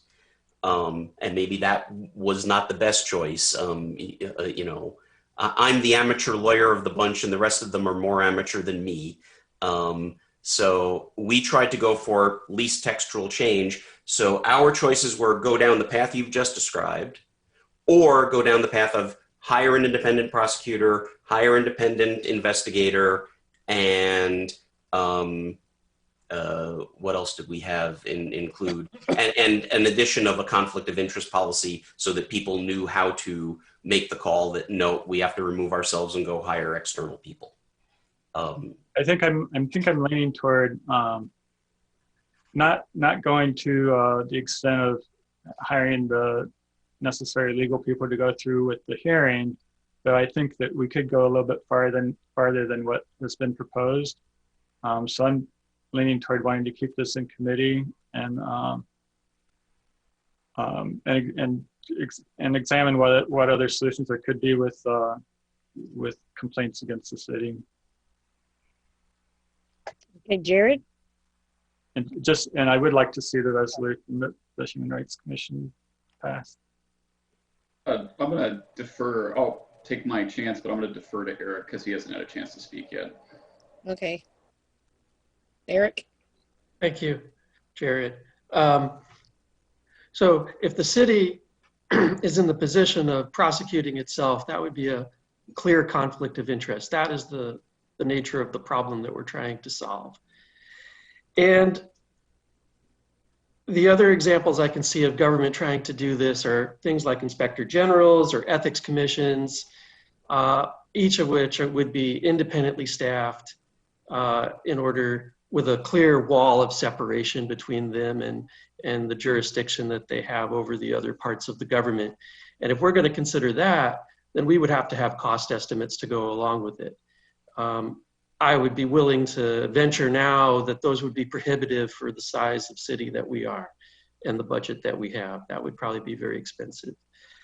If we went the other route and outsourced it, we'd need to have clarity that if someone, so the idea of having a commission make a recommendation, try to work things out with the city is a nice first thing, right? We can try to help negotiate a solution between one part of the city and the other. But at the end of the day, it's still the city trying to regulate itself, supposedly on behalf of someone who disagrees with the city, right? So it's still a conflict of interest in a way. We can try it, but that can't be the end solution, right? The end solution is there has to be an independent jurisdiction somewhere. And so I'd like to know with clarity that if, the city says we've solved this and the commission says sure, because whatever, the person who disagreed would have remedy in the courts for the city's part of the ordinance that is specific to the city, right? Obviously, they have remedy for the state, things that are covered by the state level. So that is a clarification that I think we would need, and we would need to make clear, right? That there is some remedy. It's not like we're not giving us a get out of jail free card, right? They can't make a situation where there's no recourse for someone who feels they've been discriminated against. We could go down the route of an arbitrator, but again, who's paying the arbitrator? There's still this issue of it's not necessarily clear that the arbitrator is free to be on the complainant's side. So that would, I think in the end, it has to get back to an independent jurisdiction if we don't create this separate bureaucracy that has a big wall. Mary Alice, she came after Eric. No, I'm fine. Okay, Jared? Well, I just want to also make it clear,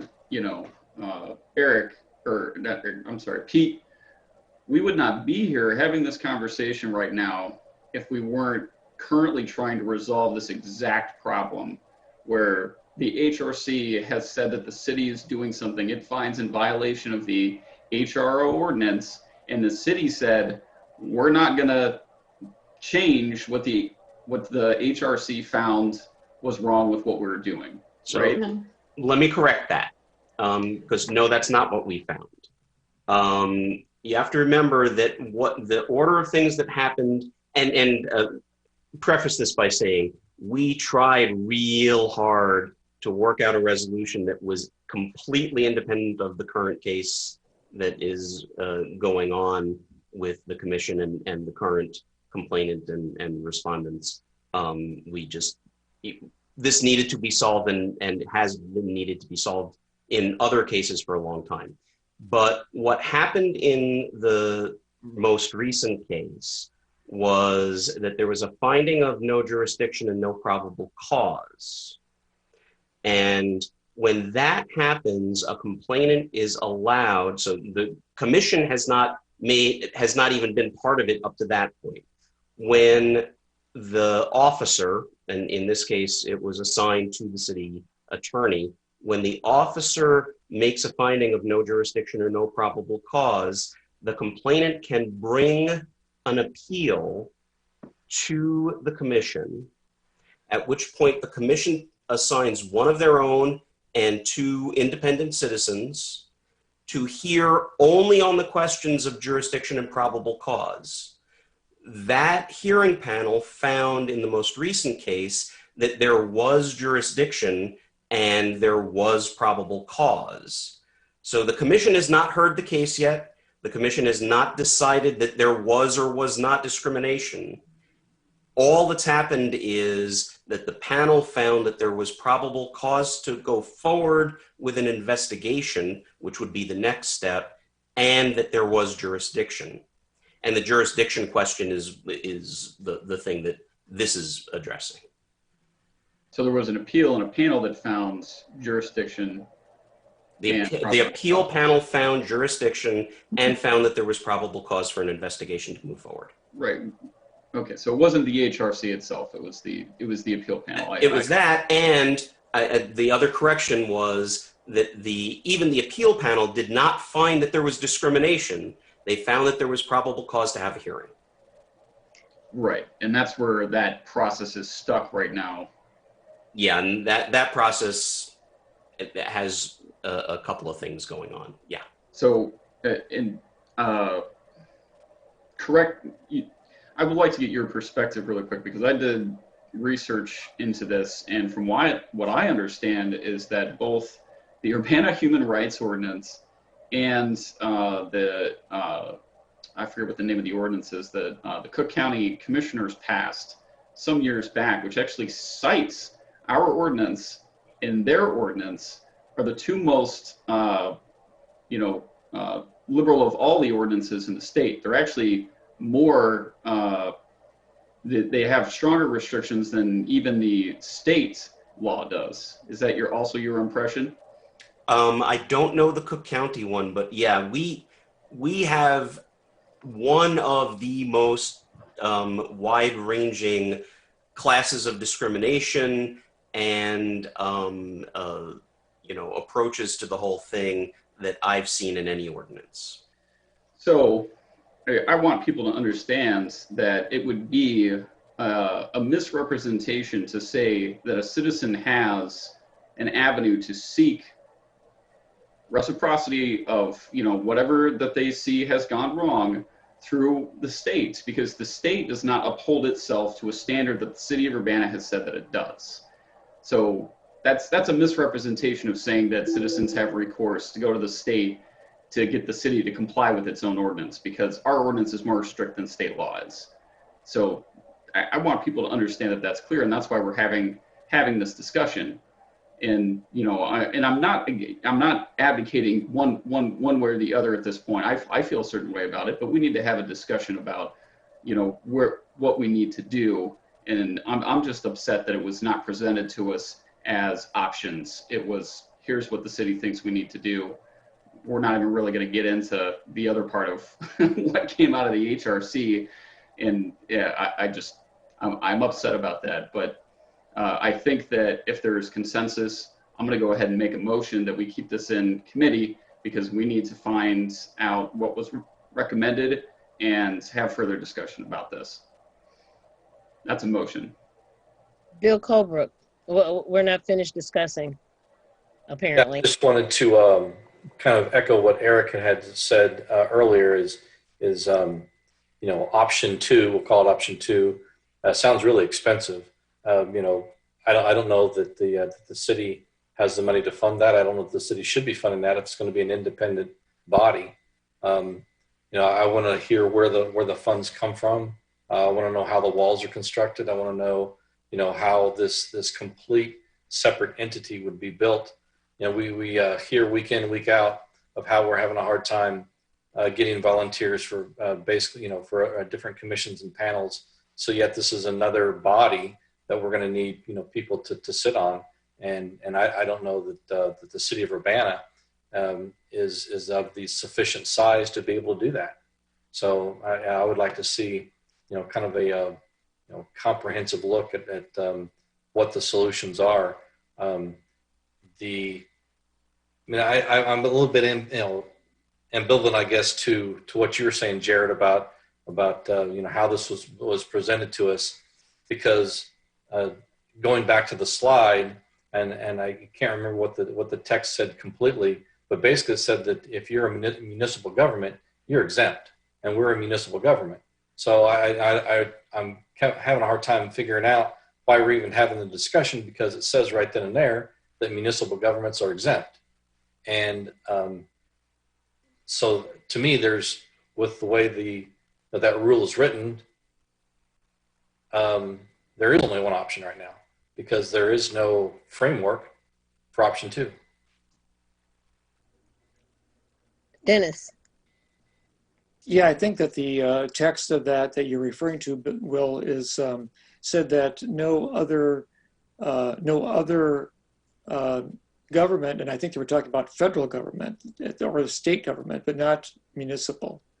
No, it said, It says the political boundaries within the political divisions within the state. The political divisions within the state. So it's not federal, it's state. Okay. All right.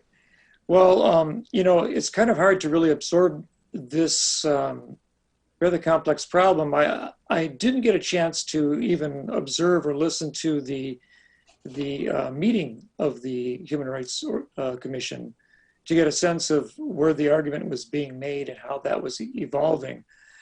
It seems like it would be useful to be able to have that information. If it's posted, if that commission meeting is online on our YouTube, our television channel UPTV, it would be something that I would like to watch to get the background of it. I understand it's a couple hours long, but okay. Yeah, I agree that I'm not ready to vote tonight to take any action right now. So is there a second that needs to be had in order to keep it into committee? Well, Jared was kind of prematurely made a motion. Jared, did you want to make the motion? Sure. I think, Sharice, in parliamentary procedure, I can make a motion when I'm recognized by the chair, and you have to recognize that I've made the motion, but I would like to make the motion that we keep it in committee. Okay. I will second that. Okay.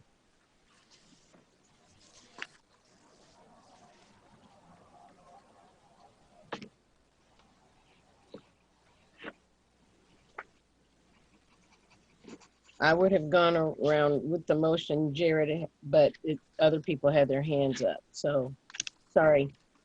That's how it goes. So, Jared has made the motion to keep this particular item in committee, and Mary Alice has seconded. Any further discussion or questions? Okay, Ms. Clark, will you please call the roll?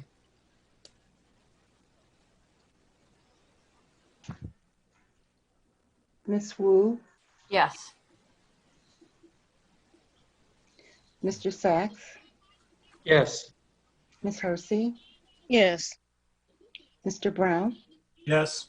Mr. Roberts, Yes. Mr. Colebrook, Yes. Mr. Miller. Yes. Okay, this particular resolution it's been decided that it would stay in committee for further discussion and further information. Is what I've gathered from this. With no further business before the committee of the whole, I consider this meeting adjourned.